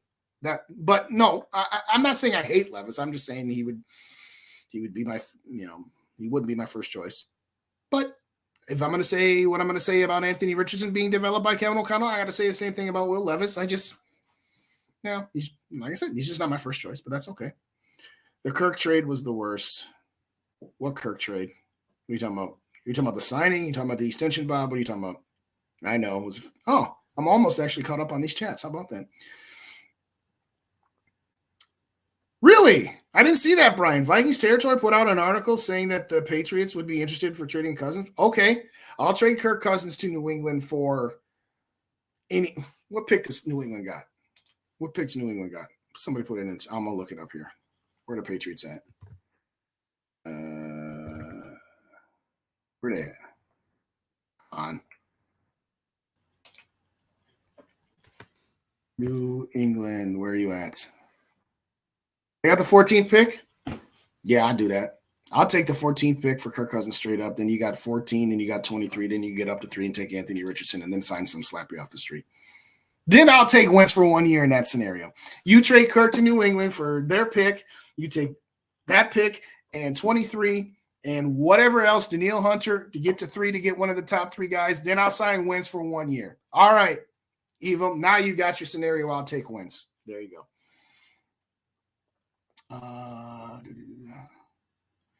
We're going to sound like a brothel more than a football team. KC Chiefs, enough said. Yeah, I agree with you. That's interesting. I'm going to look up that article when I'm done here. I'm going to look up that article. I don't think it's the worst money ever spent. You know what? As a fan of the Minnesota Twins who never, ever spend money, and I don't care that they spent a couple of bucks the last couple of years, they spent money when they were so far down that they had to just to field a team. They didn't spend money during the years where they actually had teams that were going to the playoffs and were one bat away or one starting pitcher away because they didn't want to spend money. I can't be mad at the Wills for taking a shot at Cousins, but okay. I'll text you. In fact, you know what? Dave, 10:30 Eastern time. We'll just cut it then. So 6 minutes from now. Shoot me a text or put it in the chat if you got it. That's fine. I'm going to wrap it up at 9:30 Central Time. So last call for comments, ladies and gentlemen. Last call for comments. All right, I'll put another conversation topic out there. Don't ask me to do a video or a draft profile. That's Gigi's indications. But put a subject in the chat if you want me to do my next video on. Put it in the chat. I asked for at the end of my video today, if you are of the belief that it's better to do the 2024, wait 1 more year to draft a quarterback, explain to me why. I tried to be as judicious as I could to try to say, all right, I see the reasoning behind it, but when you really break down Still going to cost you 24 and 25, whether it's this year or next year. So it's just the ancillary pieces, and you lose out on having a guy being able to sit behind Cousins for a year. So I still don't get it. I mean, I get it. It's just it doesn't move the needle enough for me. But Lance is 2.5 years younger than Hooker. Yeah, there's that. So that's the other reason why I'm not opposed to getting Trey Lance in here. 4 for Andrew. Oh, Andrew says Jackson proven. Then rookie quarterback. I want Anthony Richardson too. Okay. The reason I went with A over D or 1 over 4, he said 4 and then said A. I got you, Andrew. I got you now. The reason I said that I want the first option is if I'm going to spend 2 first-round picks or something close to that, then I'd just rather pay the extra premium to get a guy in a rookie contract. But point is well seen. Think you can get Lance for 87 straight up? Yes, I do. I think San Francisco, if they could get a third-round pick, number 87 this year, right now, that they would jump at that. I really do. I wouldn't even offer the 87. I'd offer them my 4th-round pick, or I'd offer up my 2nd-round pick next year. Oh, there he is. See, I told you could get on. Well, I figured it out. See, there you go. I still don't know how to show. Oh, I see the end button. Yeah, you just hit the end button. So just hit the end button in 4 minutes, or if you want to stay on, you can. That's fine. Whatever you want to do, boss. All right. Okay. If Lance started, he'd either work or we get a good draft pick. I'm willing to take a chance. A bad year is better than being stuck in the middle. Yeah, there's some logic to that, Dan, and I don't necessarily disagree. I think the Wilfs are more apt to consider hardcore succession plans to Kirk. I don't think that at this point they're ready to just say, you know what, we're going to toss the season, and if we're not competitive, we're not competitive. So I wouldn't mind that, so to speak, Dan. I wouldn't. I'm okay with it. I don't know that they are. And I don't think Flores is either. Now, that's a good point that Dave has made, that you did all this recruiting for Flores to make this team better, to remain competitive, and then you're just going to go in a completely different direction. Absolutely. I don't know that they would, but we'll see. Would you move up to pick 10 for Stroud? Stroud ain't going to be there at 10 too, Evil. You talking about CJ Stroud? You can't possibly mean that. He's not. All 4 those quarterbacks are going. Yeah, if CJ Stroud was at pick 10, yes, I would trade up for him too. He's the 3rd of the big 3. My order again is Richardson 1. No, Bryce Young 1, Richardson 2, CJ Stroud 3. But if any one of them is at 10, absolutely. I'm willing to move up to 3 to make sure I get one. If one's available at 10, absolutely. Good point, Dan. If AR is a bust, I'd rather pay rookie money to bust than a bleep ton to a quarterback that gets us to the division round of the playoffs. I'm not going to say everything, but I think y'all get the point.